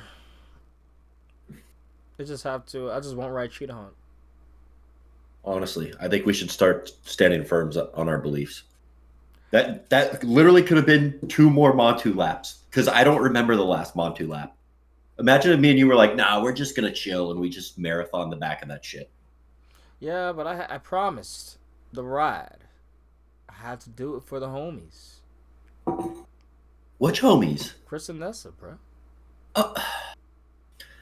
Yeah, and did we get that ride, or did Nessa get that ride? Yeah, but you know, we tried. I know you're listening, so it's also some of the best new people I met. I'm very excited to have met them. So hopefully they're involved in some of the Stony voting as well. They are true high rollers. Let's do it, brother. With the Munchies Award. I'm going to go with the Twitter side first, as Tea Time on the left hill. That looks so good. Oh, you know what? Shout them out. They were shouted out on Inverted Creative. Mm-hmm. That is a cool name, by the way. Like Buffalo Chicken Mac and Cheese from Midway Munchies in the food truck of Great America. I'm still bitter about Mac Shack, because that's what I'm saying. It reminds me of freaking Mac Shack. Yeah. That looks so good. Jordan said Crispy Ice Water and Roller Coaster Encyclopedia. Said the fish and chips at 3 Broomsticks. Oh! Where's 3 Broomsticks? Okay. Is the bomb, especially with some butterbeer. That might be my vote, actually, because you can literally smell it when you walk in. That's where we got our Yeah. Yeah. No, we went to Hog's Head. Oh yeah. Remember? I'm saying like it's like. Yeah, next to it. Yeah. Yeah. You just smell the fish. I love that. You do actually like the smell of fish, or just... No, I was being sarcastic. Yeah, I was like, I don't eat it, but I like when you made me carry your fart and piss bag. Yeah, just Hey, you called this? No. Well, I for the Buzzbars listeners, I promise you, I'm not that stinky. And I'm not. Yeah, you had nowhere to put it, so you just put it on me. You have like 20,000 pockets. Well, you have a purse. Was it on? I don't know. I was fucked up. We could look at the Zooter Loopers video to find out. Shout out Zooter. I'm pretty sure I had it on me. There would be no reason for me not to have my fucking purse on me. So. You are indeed wearing your purse at the tailgate. Yeah, I'm like, there's no way I'm not wearing my purse. I mean, it would have stank anyway. Like. You're like, yeah, keep that thing on me. Yeah, we had to put it back. You gotta put it back. What are the Instagrams? So, Coaster_shorts, Brian put in the honey soy glazed beef akara. That shit is really good. Grain Grill at both parts are really, really good. I would take both those. But cinnamon bread, Silver Dollar City. Yeah. Airtime Mike. Let me get back to that. The CP Farmhouse Kitchen and grilled, smashed, fried red potatoes and sliced wood. Oh, that is really good too. There's nothing good at Cedar Point. No, there's actually a few good areas. Like people. The Pavilion, right? No. Honestly, I think the Pavilion's kind of fucking. Like people oversold the Pavilion, and they oversold Back Peak. But next to like Maverick and like right before you go to Maverick and Steel Vengeance, those like 3 places are really good actually. To be honest, because like I do not respect the food opinions of like Midwesterners. So like there's no flavor. I'm big on our Southern boys surprised. down here. Yeah, I'm really surprised when I go to those and like. Good. Yeah, I'm not saying they don't have good food. I mean, of course they have good food, but like I'm typically the only 3 places I think that have good food at that park. Yeah. Okay. Everything else is like Because that's the thing, I have heard a lot about Grand Pavilion, but it's like it's also the community, right? We got a bunch of Rickies that like chicken tendies and like. So. I just think like people oversell how that can't improve your experience too. Like when I have a good meal at a park, and it's a great like little venue or a scenery, or it's like a draft bar for example, where either inside or out, you're just like, damn, this is fucking sick. Like, or me eating that crab cake at Confesco's, I was like, bro, I'm getting that next time. I was fucking nutting. I'm getting that next time. I was like, they had like the little crunchy separate pieces, and just I was like, bro, I was floating. All right, up next. So, what is your favorite food? Is it that? Wait, is it not in there? I've replied on Instagram and probably Twitter. Well, Instagram. Well, you only replied to one. That's because of the stories. On Twitter, I didn't see. I didn't see you. Huh? What a terrible co-host.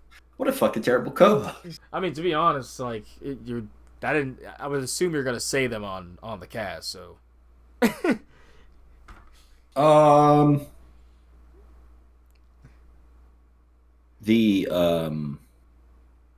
Like think almost any time you've gone to a park, all the way back from. So I like cowfish. I want to try that next time really bad. Yeah, they've got really good vegan options. Like some of their shit, the flavors in that, I like Asian fusion. They could just fucking layer on the flavors. They've got a cold noodle thing which I'm not a big cold noodle bowl fan, but shout out Tiff, a voter and listener. She is Asian, and if she says get this, I'm gonna say okay. So yeah. It was one of my favorite things. And they've got like a mushroom sushi thing that's to die for, as is that crab cake. The crab cake is the best thing I've ever eaten in my life. So, if the crab cake's the best thing you've ever eaten in your life, then it sounds like the Confesco crab cake is Yep. Yeah, that's the winner. Because no, it looks like I love crab cakes. In fact, I'm probably just gonna make some now. I'm literally gonna go and make some after this. I mean, isn't that like a regional thing in like Maryland? Crab? Yes, that's what I'm saying. So I could just go right now and just pound it up. Dude, I should paint roller coasters and move to the middle of the country. I think Bantam is in Ohio. I don't want to live in Ohio. But as I was saying, you had to move to Ohio, though. No. I don't want to go that far up. Like Atlanta or... Atlanta's... Ooh. Not bad. It's not bad. Somebody's shooting out here. Atlanta's on the come up when it comes to like... Oh, I love it. I love Atlanta. It's expensive there, though, just like it is down here, so... No, from what I see here from the Atlanta boys, there's some pretty livable situations. Like, comparative... Like, almost like for my area at least, $100,000 difference sometimes. It's like insane. But you just move more south. You move south until you go to Florida. That's when it's like, okay, now we're expensive again. So yeah, Confisco's vegan crab cake thing. Well, personally, I think there's an obvious answer here. Cinnamon bread? Yes. Think about it, bro. Like, no, I agree. It's perfect theme park food, right? Like, it's like you get that shit. It's shareable. It's delicious. It melts in your mouth. You can top it with so many different fucking things. Frosting, no frosting. Strawberry jam, boysenberry jam, blueberry jam. Like, what about Antonio's pretzel pack on Fifi? That was really good too, but that's like a mini dosage. It's like, wow, that's like those were some really good fucking pretzels, but like, wow, that was like the surprise. Like, wow, it's not like, oh my freaking god. That's not like the thing you're thinking about every time you go back. Did you get those pretzels again today? No. Yeah, exactly. So, but I was sober. Anyways, so is that the official? Honestly, I would say so. I think cinnamon bread got to win. I think it has to. It's perfect. Now, for me, I'm going to say mine. I think... That's so cliche. Everybody votes that. Okay, but I don't care. It makes sense. That shit's so good. No, that's the high roller. That's the official one of the high rollers, but realistically, I still think the... I almost want to put Bucky's brisket, even though it's not a theme park option, but just like... As you're wearing the Bucky's. Right. Get down, cat. Get down. God damn. No. Fuck. What did we have exactly? I almost just want to say Ohana as a whole. Oh, that's how I feel about cowfish at City Walk. Mm-hmm. But anyways. It's going to win. But if it's not Ohana, it's probably Skillet at Dollywood too. Because I look when they have the street tacos, bro. It's like it is some of the most filling and fresh food, and it's like $8-9. Like, and it's a big ass taco. It's like, it's thick. So that's all the Instagrammers. That's for that one. For Stoner Flick, the best show. Oh. I know my vote. I'll start it off. The Bourne show at Universal. Bourne Stuntacular. Love it. I also probably voted the horny show, the HHN Nightmare Fuel as well. But I like both those parks. Often watch them in the same day. Do you remember Terminator 2? Oh yes. Oh yeah. Because that was one. That shit was awesome. You and Jordan said Bourne Stunt show. Okay. We can go from all the way to the past, right? Yeah. Favorite show? this is technically at a theme park, even though I know this is their own thing, but still each show is different at each location. I'm gonna say the Blue Man Group, and they were at Orlando. Yeah, that counts. I mean, that is a separate thing, though. They were so good. Yeah, no, that's a classic. I miss I love the Blue Man Group to this day. Yeah, I saw them they were on a cruise one time on this Norwegian cruise, and I literally saw them probably 5 nights of the whole week, and it was the same show. I just fucking just vibing a Blue Man. Right. Hell yeah! Like they're playing cool music, they're doing fucking weird ass improvised music.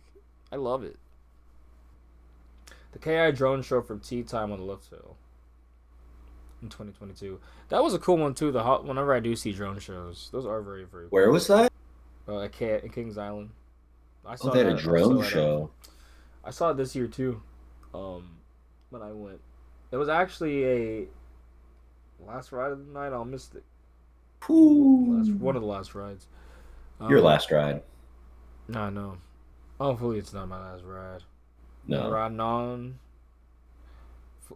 on forever. But no, I think it's one of those, to be honest. Yeah. You didn't say any. You only said Tea Times. Nah, I swear I said the Blue Man Group. Oh, yeah, yours. But I'm saying you didn't read any out. You guys did Born Stuntacular. And Paul did T2 at Universal, which was a really good show. Yes. Fantasmic's up there, Yeah, if you're a Disney person. I just can't be bothered to wait and watch those. I'm gonna go with Born. Hell yeah. Born. All right, hell yeah. But, a lot of good shows. I mean, tons of good shows. I mean, Disney does fucking shows, right? Best theming, though. What we got? What is it called? What's the category? The Trippy Award. What do you think? I'm thinking Hagrid's or Velocicoaster, right? They're up there. But Jordan said Fly. Hey. He just likes dropping his European credit. Yeah, I know. I was like, fuck you. Fuck you. No, but I generally think that probably would be the winner if I went to that, or what else? Voltron. A Voltron or a Terran. Airtime I gave Hagrid's. Yeah, I tend to agree. I almost want to say Voltron, never been to it, just because I looked at so much of it. And I'm so enthralled by it. Like that to me looks like the true European Velocicoaster, in terms of what it means to it's not just a roller coaster. That's a theme park attraction. I go give it to Hagrid's because of the Scottish man. We'll give it to him. What's the best night ride though? Also Hagrid's. I think Velocicoaster's a better night ride, but barely. I mean, yeah, it's a better fucking ride, right? So, I think Voyage is the best. Vic went on and said The Beast.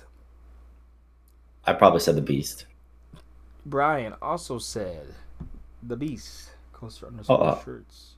I love that. Shout out Brian. Tea Time on Lift Hill said Boardwalk Bullet. Oh my god, that probably is so good. It's a Twister layout. It's such a tiny plot of land.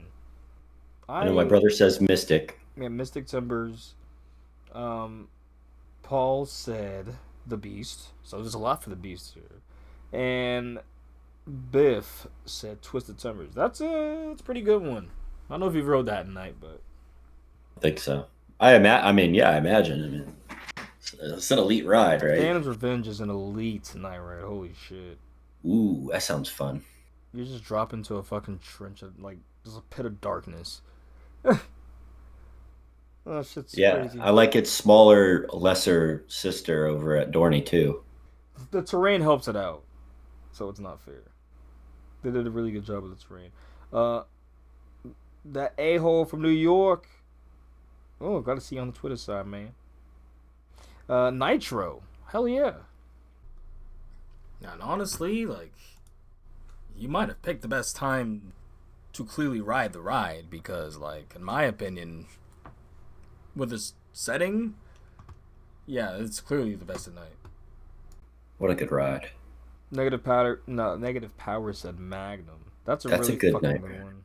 The white package and everything. Yeah. Joe said The Boss. I need to get on The Boss really bad. Papa French fry himself. The Boss and Boulder Dash. Coaster Visuals from YouTube said best night rides ever. And then Caleb, Arsenal season. Haven't seen The Beast yet, and that's criminal. Which The Beast probably won the community vote. Yeah. So wins the popular vote. Over our socials.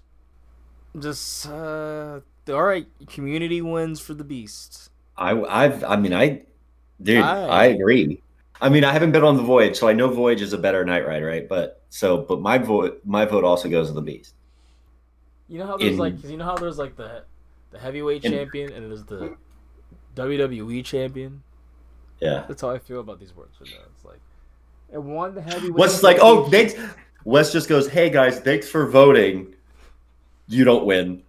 Yeah, the election's rigged. This is my fucking podcast.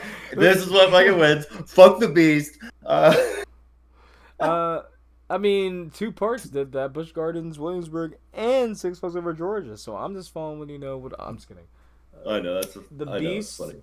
And like our election, but it is a great night ride. It's top 5 probably that I've been on. Like, it's to The Beast.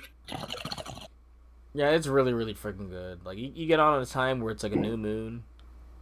Yeah, it's crazy. But I just wish it did more in the middle section. But I get obviously it open when it opened.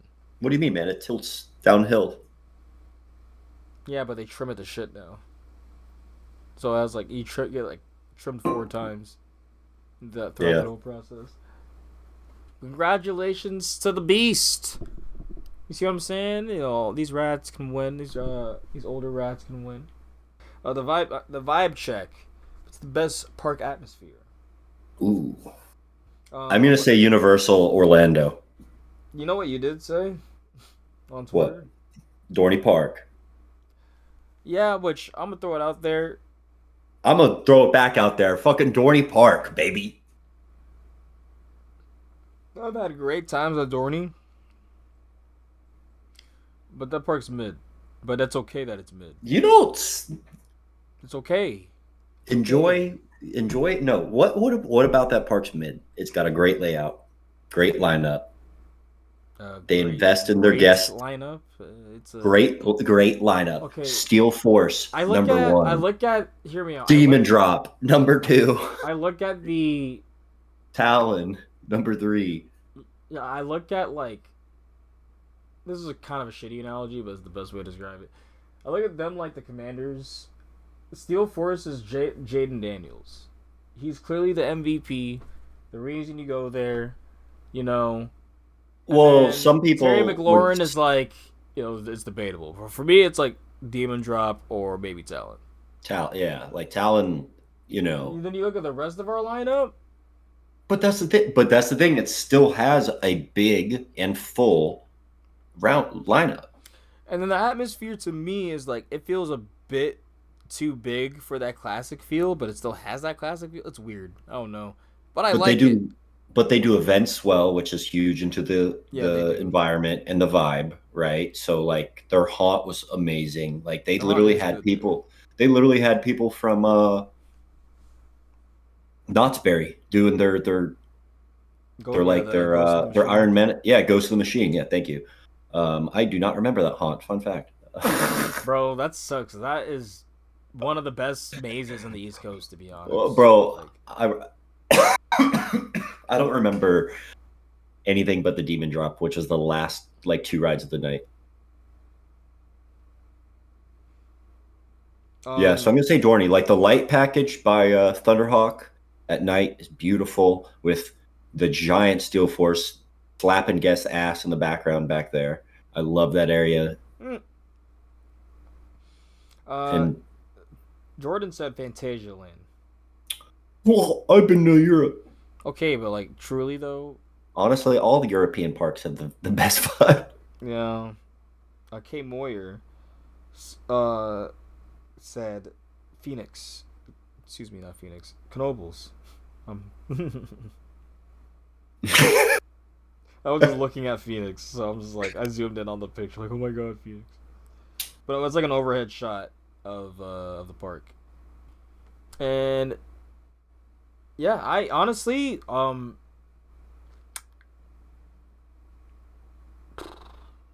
is top 2, if not my number 1, to be honest, of a park atmosphere. It's just so cozy. It's like you're truly thrown back into time. I almost want to say Islands. Yeah, I was gonna say I thought Islands was your vote. I have to go back there. I did not have a good vibe there. What happened? Dollywood's. I had a good time riding rides, but the vibe wasn't the best. But that was the situation. Yeah, that's like a happy place for me. Like I go there and there's just like constant smiles, constant just good feeling.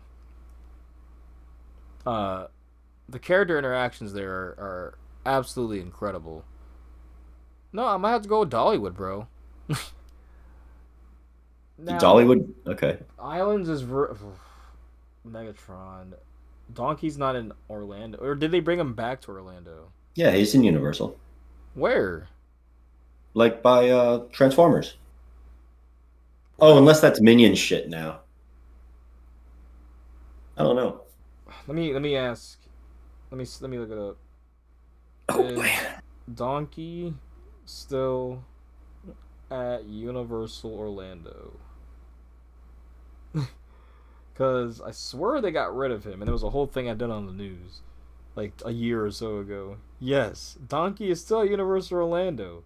He was part of a meet and greet that moved into a new location in DreamWorks Land after several attractions, including the previous Shrek Donkey meet and greet, were closed to make for new family entertainment. So good, yeah.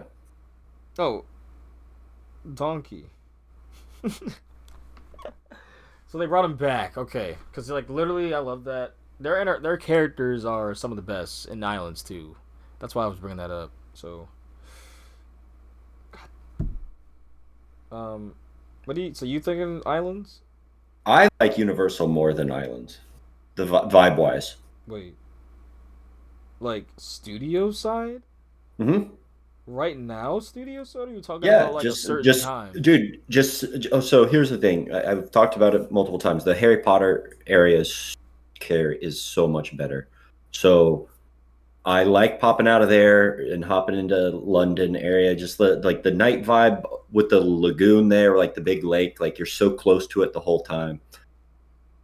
I spent a lot of nights there because of HHN and shit. Right. So it's like that's to me the true immersed vibe, which is also why I like Dorney, because I've been there for during the nighttime. So a lot. I see. Oh, I could see that.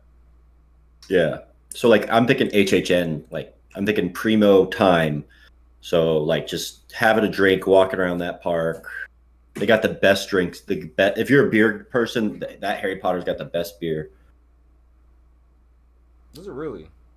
Mm-hmm. I didn't get one last time because I was fucking. No, it wasn't. It wasn't at that bar. They had some other one that I got. I got some like red or something, and I typically get the sweet stout. The Witch's Brew. Shout out Drunk Redders. Nessa put in and said Silver Dollar City, which essentially is better Dollywood in terms of theming, what I've heard. So yeah, and if that's the case, then I think Dollywood should be the vote. Because Scotty Gfell said Dollywood. Now, what I do like though, Ryan, also a big proponent into a lot of the stuff that happened in the recent event, like the goodness that happened in the recent events of BuzzBuzz and how they've been so sick recently. Is a big proponent of Ryan helping out. So, did I meet him at the? I don't know. Florida Ave? Shorter guy. Oh yeah. Yeah. because I don't know. At some point, like I was like, okay, I don't know if you met Ryan at all, but shout outs to Ryan Mike 92. But Holiday World, I love the atmosphere of Holiday World. I love it. But Meg is agreeing with me with Dollywood. Shout outs to Meg, and also belated happy birthday. At least on the cast, belated happy birthday. But there's also one thing as well. Check out You're Gonna Die, Bitch. Jesus. No, seriously, because that's the name of the cast. Oh. Now, they might be on a hiatus, but you can, it's a cast, honestly, you can kind of just go back and listen to, because they cover essentially a horror movie every single time and go over it. And then it's only amplified because she's with her hilarious brother, so. Hell yeah. So go ahead and give that a listen for a different type of cast. Or if you're into the horror side of things. No, but the latest one was basically a month ago, so I'll definitely give it. They went over Scream 5. Sounds like Dollywood's winning this. Yeah, Dollywood does sound like it's winning it. So I was actually about to get to, but I need to finish up on Instagram. Go back. Oh wow, and then Vic right after Dollywood. The charm, food, and the atmosphere are simply my happy place. That's what I'm saying. Like, oh, it's like a happy place. I'm just cheesing the entire time. And then coaster _ shorts, Kings Island, which I don't know about atmosphere. If it's like, I think I get what he means though. Like, in terms of like when you think of the quintessential amusement park, some people might be getting tilted as hell. Like, when I think of one, it's like, wow, Kings Island got it. Sure, they don't have the elite. So for some people, Mystic or Diamondback is. Mystic is elite. As is the Beast.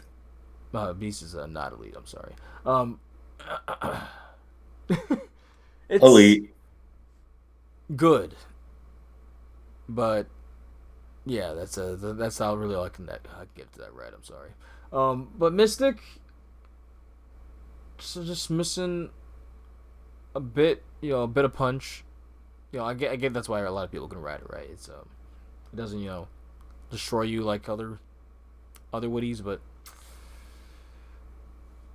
yeah, to me, when I go there with the operations, the look of everything, how clean it is, how it's landscaped, almost kind of brings, because like for me, it reminds me of old King's Dominion. Actually, I don't know why, but it kind of did, and it's like I liked it, really liked that vibe. Can't say it's one of my favorites, but I liked it. But yeah, to the community seems to have voted for Dollywood here. Big W. Oh, so after that, the OG award, the best classic ride. Speaking of Kings Island and the Beast. What? The best classic ride. Oh. Giant Dumper at Santa Cruz. Let's freaking go. That I could see that. Paul giving that answer. Hershey Parks Comet. That's me. Comet? I feel like... Dude, did you ride the old restraints? Yeah, but... Yeah. Okay. You're in a shopping cart and you just stand up. It goes up to here and you just like... Yeah, but awesome. Like... Comet didn't give airtime. I had airtime. Well, we were giving ourselves airtime, but the ride... Yeah, you just jump. Dude, listen, like... it's 100 years old. What do you want? Well, so is Thunderbolt, and that gives you airtime. So is Thunderhawk. Yep, in the front. Oh, dude, the very good front row ride. Yeah, that's like night and day. Trust. Kind of weird. Now, Phoenix is the same way. What is so? Jordan said Kumba, Racer, the Bat, Akai, and the Beast. Let me see here. What's on the Instagram? What's on the gram? The OG Award. What do you guys say? Coaster_shorts given the Grizzly. Hell fucking yes. But Wild won at Six Flags America. Yep. Survived 2 fires and relocated twice in its lifetime. And it still rides pretty damn good. It rides better than fucking Roar across the midway from it. That's crazy. Millie Forever or the Beast? God dang it. We got more Beast! Ah! Hold the up. Beast! So how many Beasts we got? Well, Jordan cheated and put like 4. So what did he put? He put Kumba, Racer, the Bat, and the Beast. Ooh, Kumba. Wow. Does that count? I mean, they could consider vintage clothing items and vintage cars after 20 years, I think. For cars, but don't quote me. Antique? Yeah. Yeah, that's where you don't have to like pay the tax or something. When is a car considered vintage? 25 to 30 years old. Yeah, I was gonna say, I think it's longer than that. But like, yeah. I think Kumba is like 25. It's older than that. Yeah, that's what I'm saying. So I'd consider that vintage or classic. That's crazy. Kumba. So I'm gonna ask him right now. 1993. So yeah, it's no. Can you call him, or should I call him? What, and ask why is it? No, closed? And ask him what to choose one of the 4. Jordan. This literally settles. No, I'm not gonna tell him that it settles. Yeah. But... Yeah. I'll tell him. I'll put him live on. All right. I'll tell him to talk loud. Well, actually, I hear it pretty good. Hey, buddy, what's up? All right. Jordan, you can't. We have a question for you for the OG award. What did he put, West? All right, he put Kumba, you put Kumba, Racer, the Bat, and the Beast. And so you have to pick one. You have to select one, please. Can you define what the OG award is again? The OG award is what? The best classic ride. The best classic ride. Oh, Kumba. All right, thank you, sir. Say hi to the cast. Hey, what up? All right, you're our favorite stoner, so. I hate you. Bye.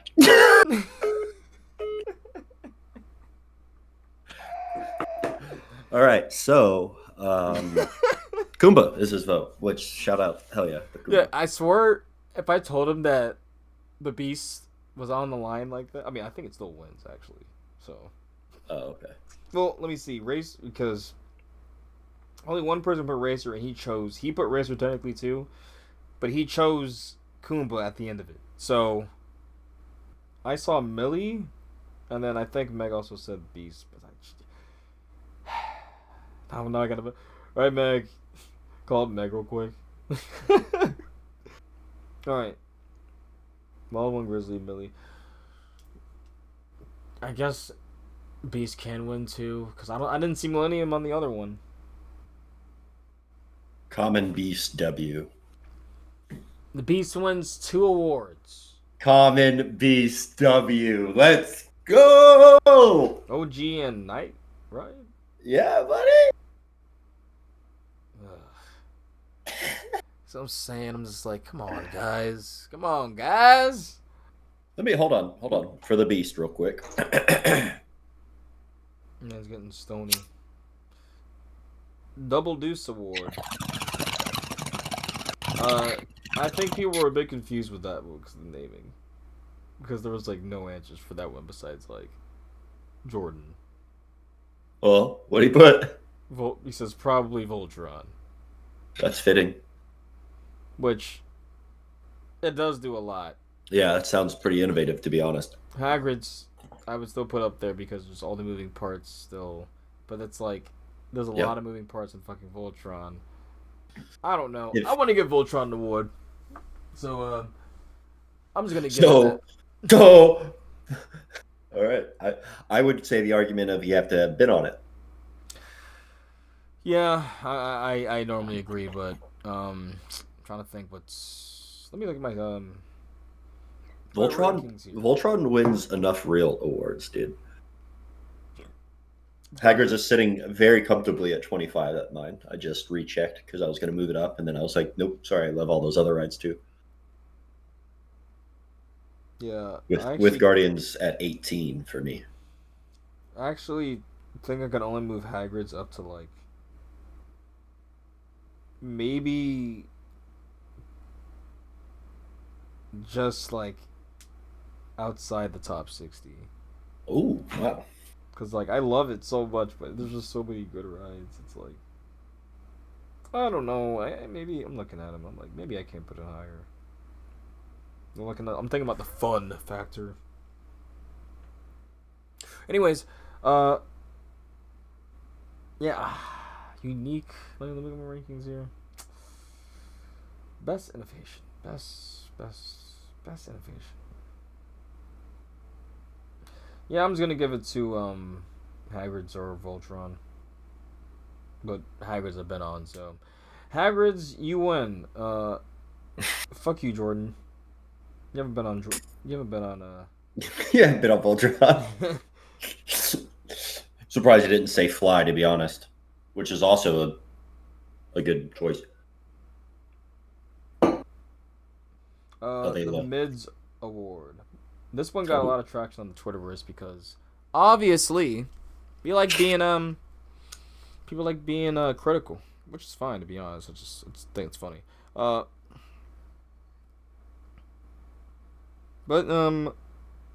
yeah, the Mids Award is what's the most mid attractions. Underwhelming. Wasn't that good. You put a joke one of Cheetah Hunt, but then put Wicked Cyclone, which I could see. A lot of people will have that. Wonder Woman Flight of Courage. That's by crazy. Tea Time on the Lift Home. What? Expectations were hold on, let me continue this. Let's try to get the Instagram one back. But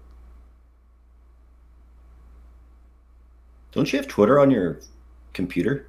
Yeah, but I'm just being a goober. Yeah, Wonder Woman Flight of Courage expectations were sky high after riding Railblazer. Not as intense as the smaller clones. Bigger should be better, right? It's like, in theory, yeah. But, like, I feel like, I don't know, like, Velocicoaster exists, and that's only 150 at its top hat. Like, Wildcat's Revenge exists, and that's a top 5 RMC now. Same with Airy. And Airy's only 160. So I kind of get it because in theory, yeah, you have more speed, more momentum, all that stuff.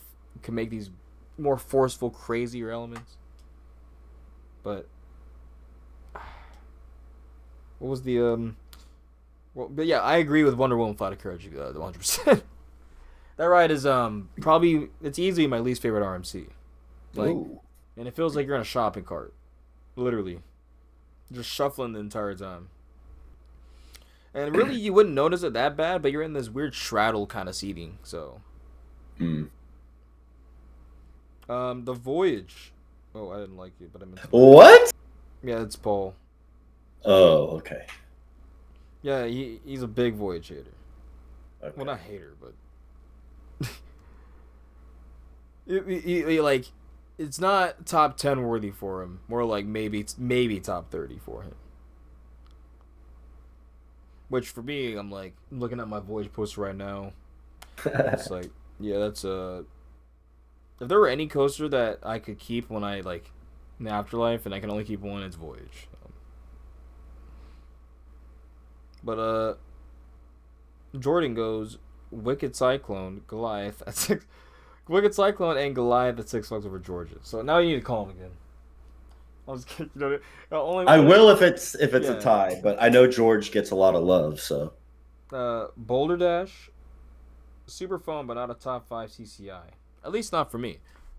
I agree. After riding it at the Stumble, I was pretty underwhelmed. I'm not gonna lie. It was all just all right. It's been a lot more. It's but I truly think it was the Titan track, and they put Like, it was inconsistent. Like, it's just an inconsistent ride. Like, I don't know what kind of ride experience they want me to experience anymore. So, yeah, I was spending more from Boulder Dash. So I can attest to that.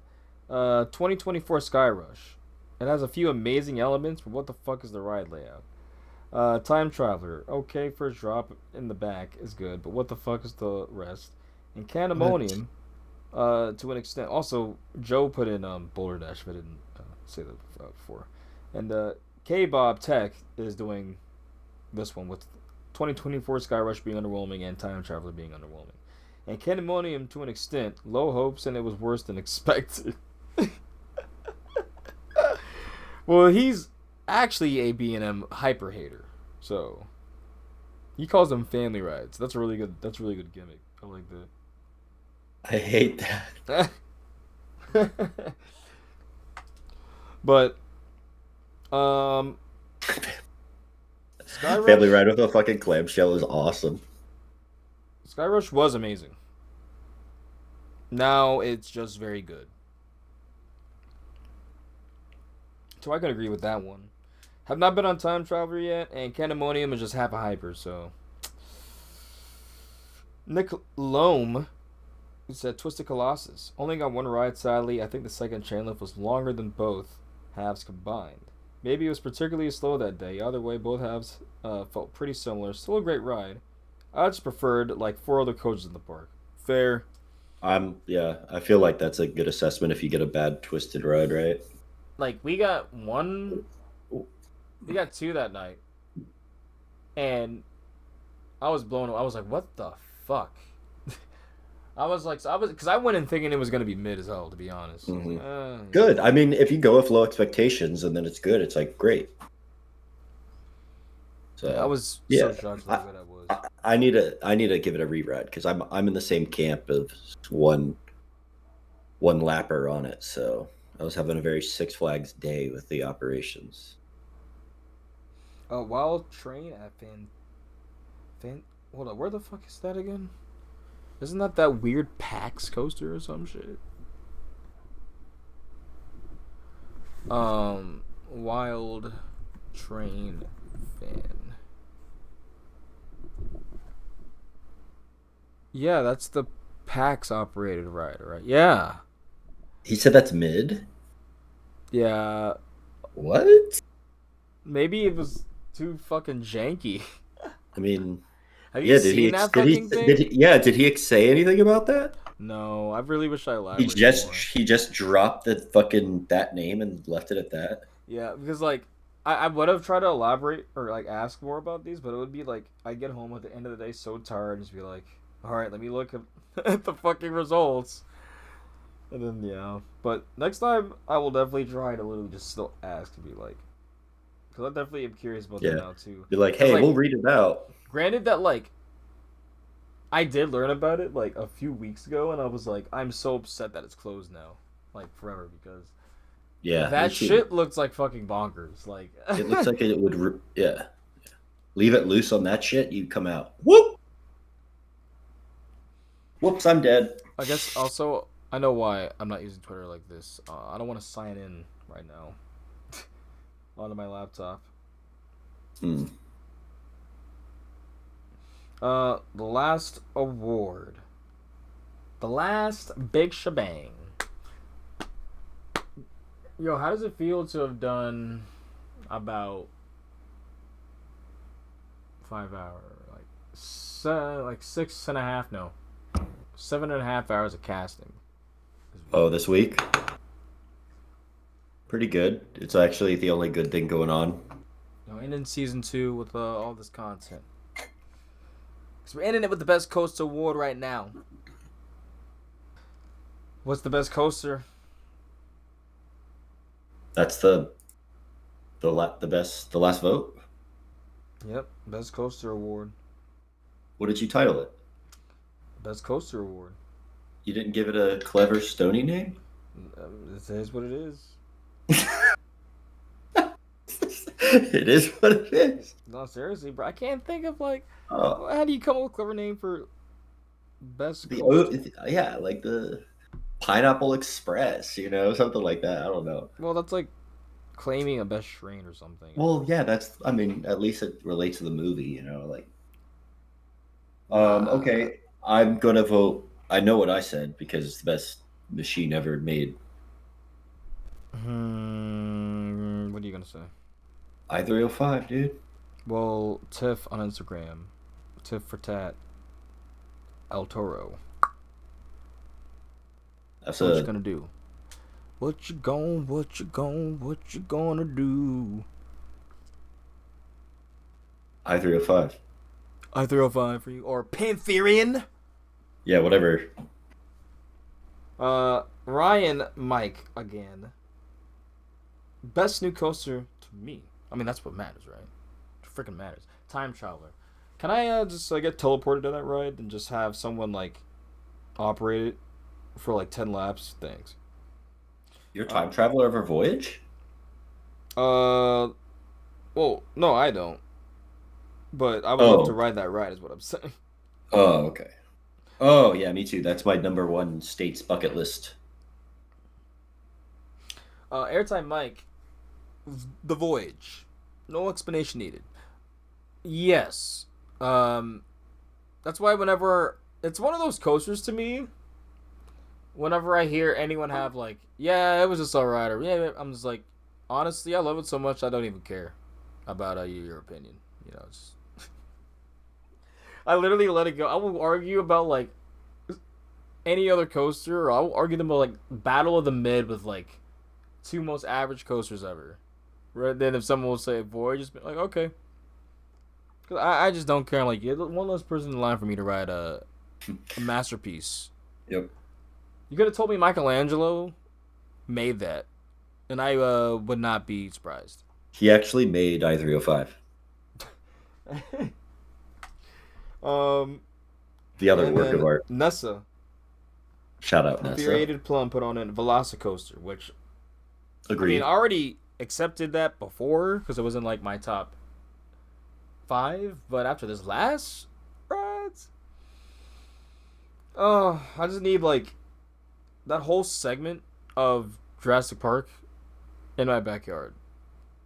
It's all right, today in sucks. A syringe and in my veins. Yeah, I just all right. Today sucks. I just walk outside and chirp. And you hear the squelching of the pterodactyls with that, and all that shit. I have the whole queue, everything. The voiceover, the voiceover of the river ride of when the gates are opening, the passage through time. What a vibe! Yeah, you're right. Islands of Adventure is a good vibe park. What won that?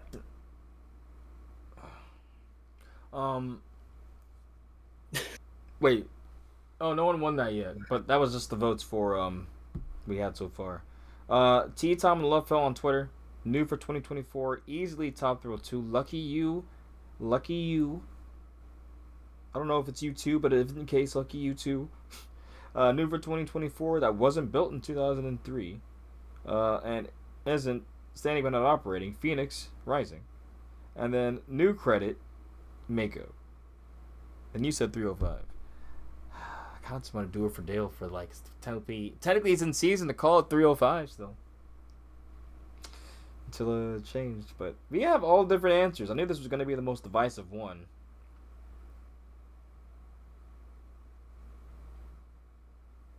What do you think? 305? I mean, I stand that ride hard. What are the votes counts at? Did you read Instagram? They're all different, bro. Time Traveler, Voyage, Velocicoaster, El Toro. They're all different? TT2, Mako. Well, what did you vote? Voyage, I would say, but... Well, then Voyage wins, because then that's 2 Voyage, right? Yeah. Yeah. I mean, if the Beast can get 2 Stonies, I think the Voyage can get 1. Now look at all this wood, unsend. Look at all this. Damn it! Look at all this wooden coasters in the woods. Do you like how big the wood is? I love it. Screenshot. Okay. Just keep screening. Everyone, thank y'all for listening. Into season 2. Catch y'all. And I don't know, when news comes out, we'll be back. Just taking a bit of a break here. But season 3, expect some cool shit, to be honest.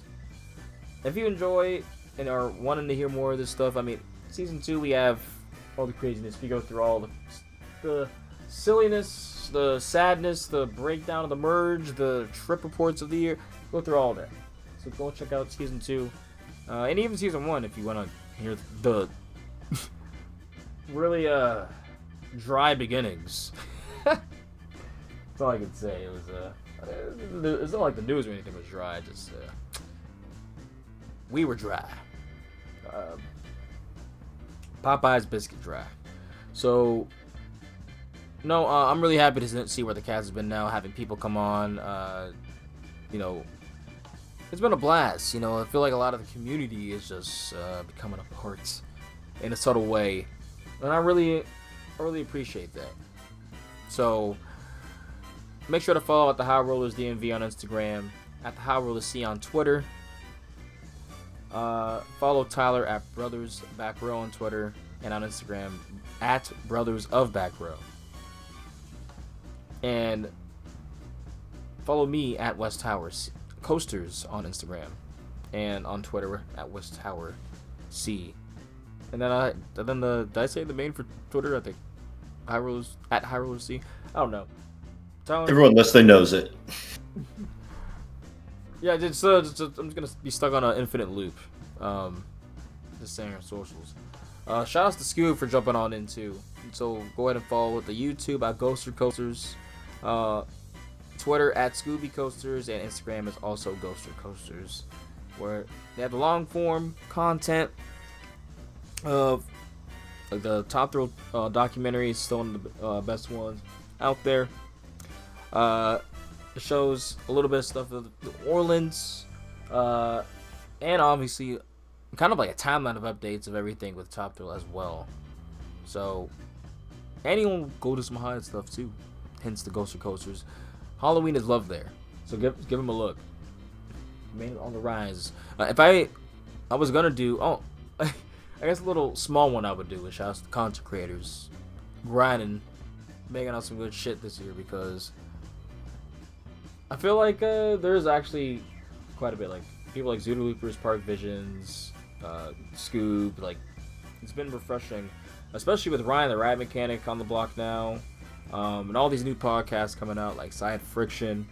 There's another one too. Forgetting, I can't remember right now. It just started, but they just started it like today or something. I wish I could look up what I liked.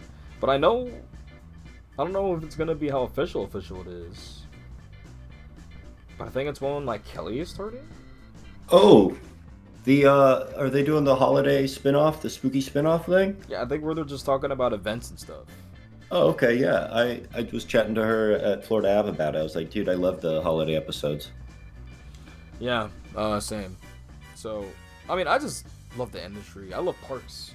So it's like, for me, that's why people are like, how do you keep going back to the same park? Like, when Universal or like is like basically doing a new event or something every time, it's like, well, why not?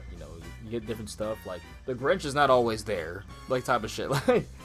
Like they have cool stuff happening around. HHN is not. Dude, you saw that panda person and like lost your shit. Bro, yeah, I was like, that little tiger person. Tigers. And I was like, I still should have waited in the line, but like, I wouldn't have lost a culture so bad.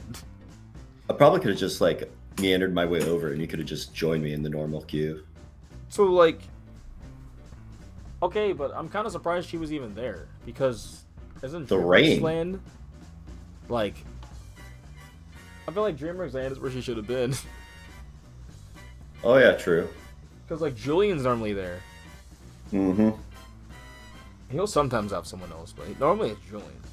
He'll sometimes have more. Is it Morris? Mo? I don't freaking know.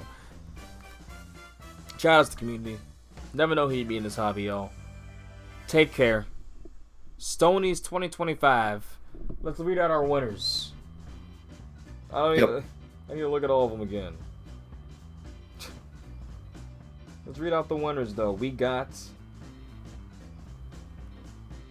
For best food, we're going basic. Cinnamon bread. Yep. Fuck it. Yep. It's delicious. Yep. So many things you do with it. Shareable. We got best show. We went with Born. But there's a lot of shows, and that was very close. But Born, a lot of people don't talk about enough, so I'll take that. Best theming. We went with Hagrid's, right? Went with... Think so. We went with Hagrid's. Yeah, we did. Best night ride, the Night Award. We went with the Beast. The Beast. Best park atmosphere was Dollywood. I'm pretty positive. Best classic ride, the Beast. I think won. The Beast. Yes. Shout out the Beast. And the Double Deuce Award was Voltron. We just gave it to Voltron, I think. Yeah. Wait, no. What did we give it to? I think we did Voltron.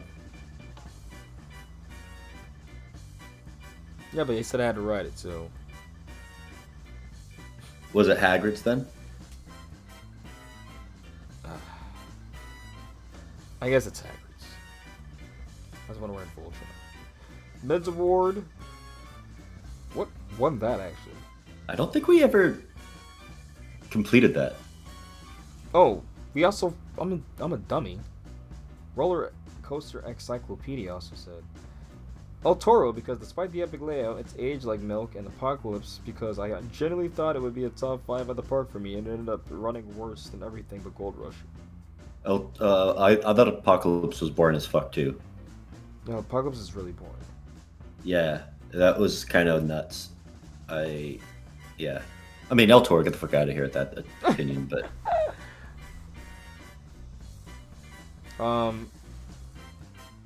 I mean, that didn't change Mid's word at all.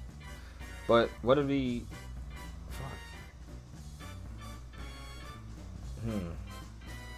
I guess no one decided on one, so that's why.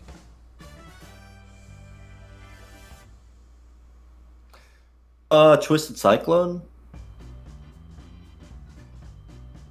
No one said that. I guess Wicked Cyclone wins. Yeah, that was mentioned. I don't think anyone did it on Instagram. This is a very official award show and podcast. Yeah, it's so official. We literally have plaques and everything. I'm on the wrong account. That shows how official I am. That's how official we. We should have just put this all on a thing. Yeah, but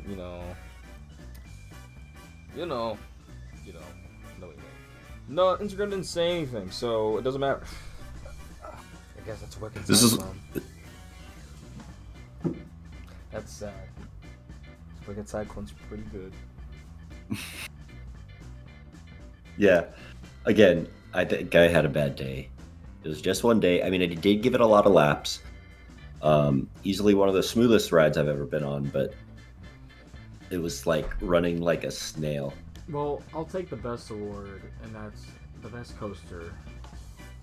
And Voyage wins it. So. Yes. Ha! Voyage wins. It's really no debate, though. Come on.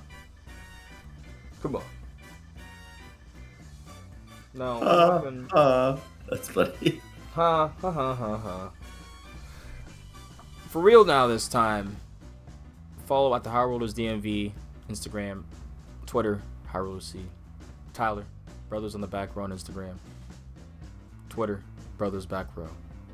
And me, at West Tower Coasters on Instagram.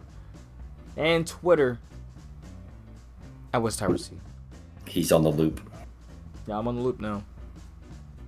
Catch y'all in the next one. Peace. Season 3. See what happens with Stonies next year. Huh. Because, baby. This is getting silly. You never know who you meet in this hobby. I'll peace out.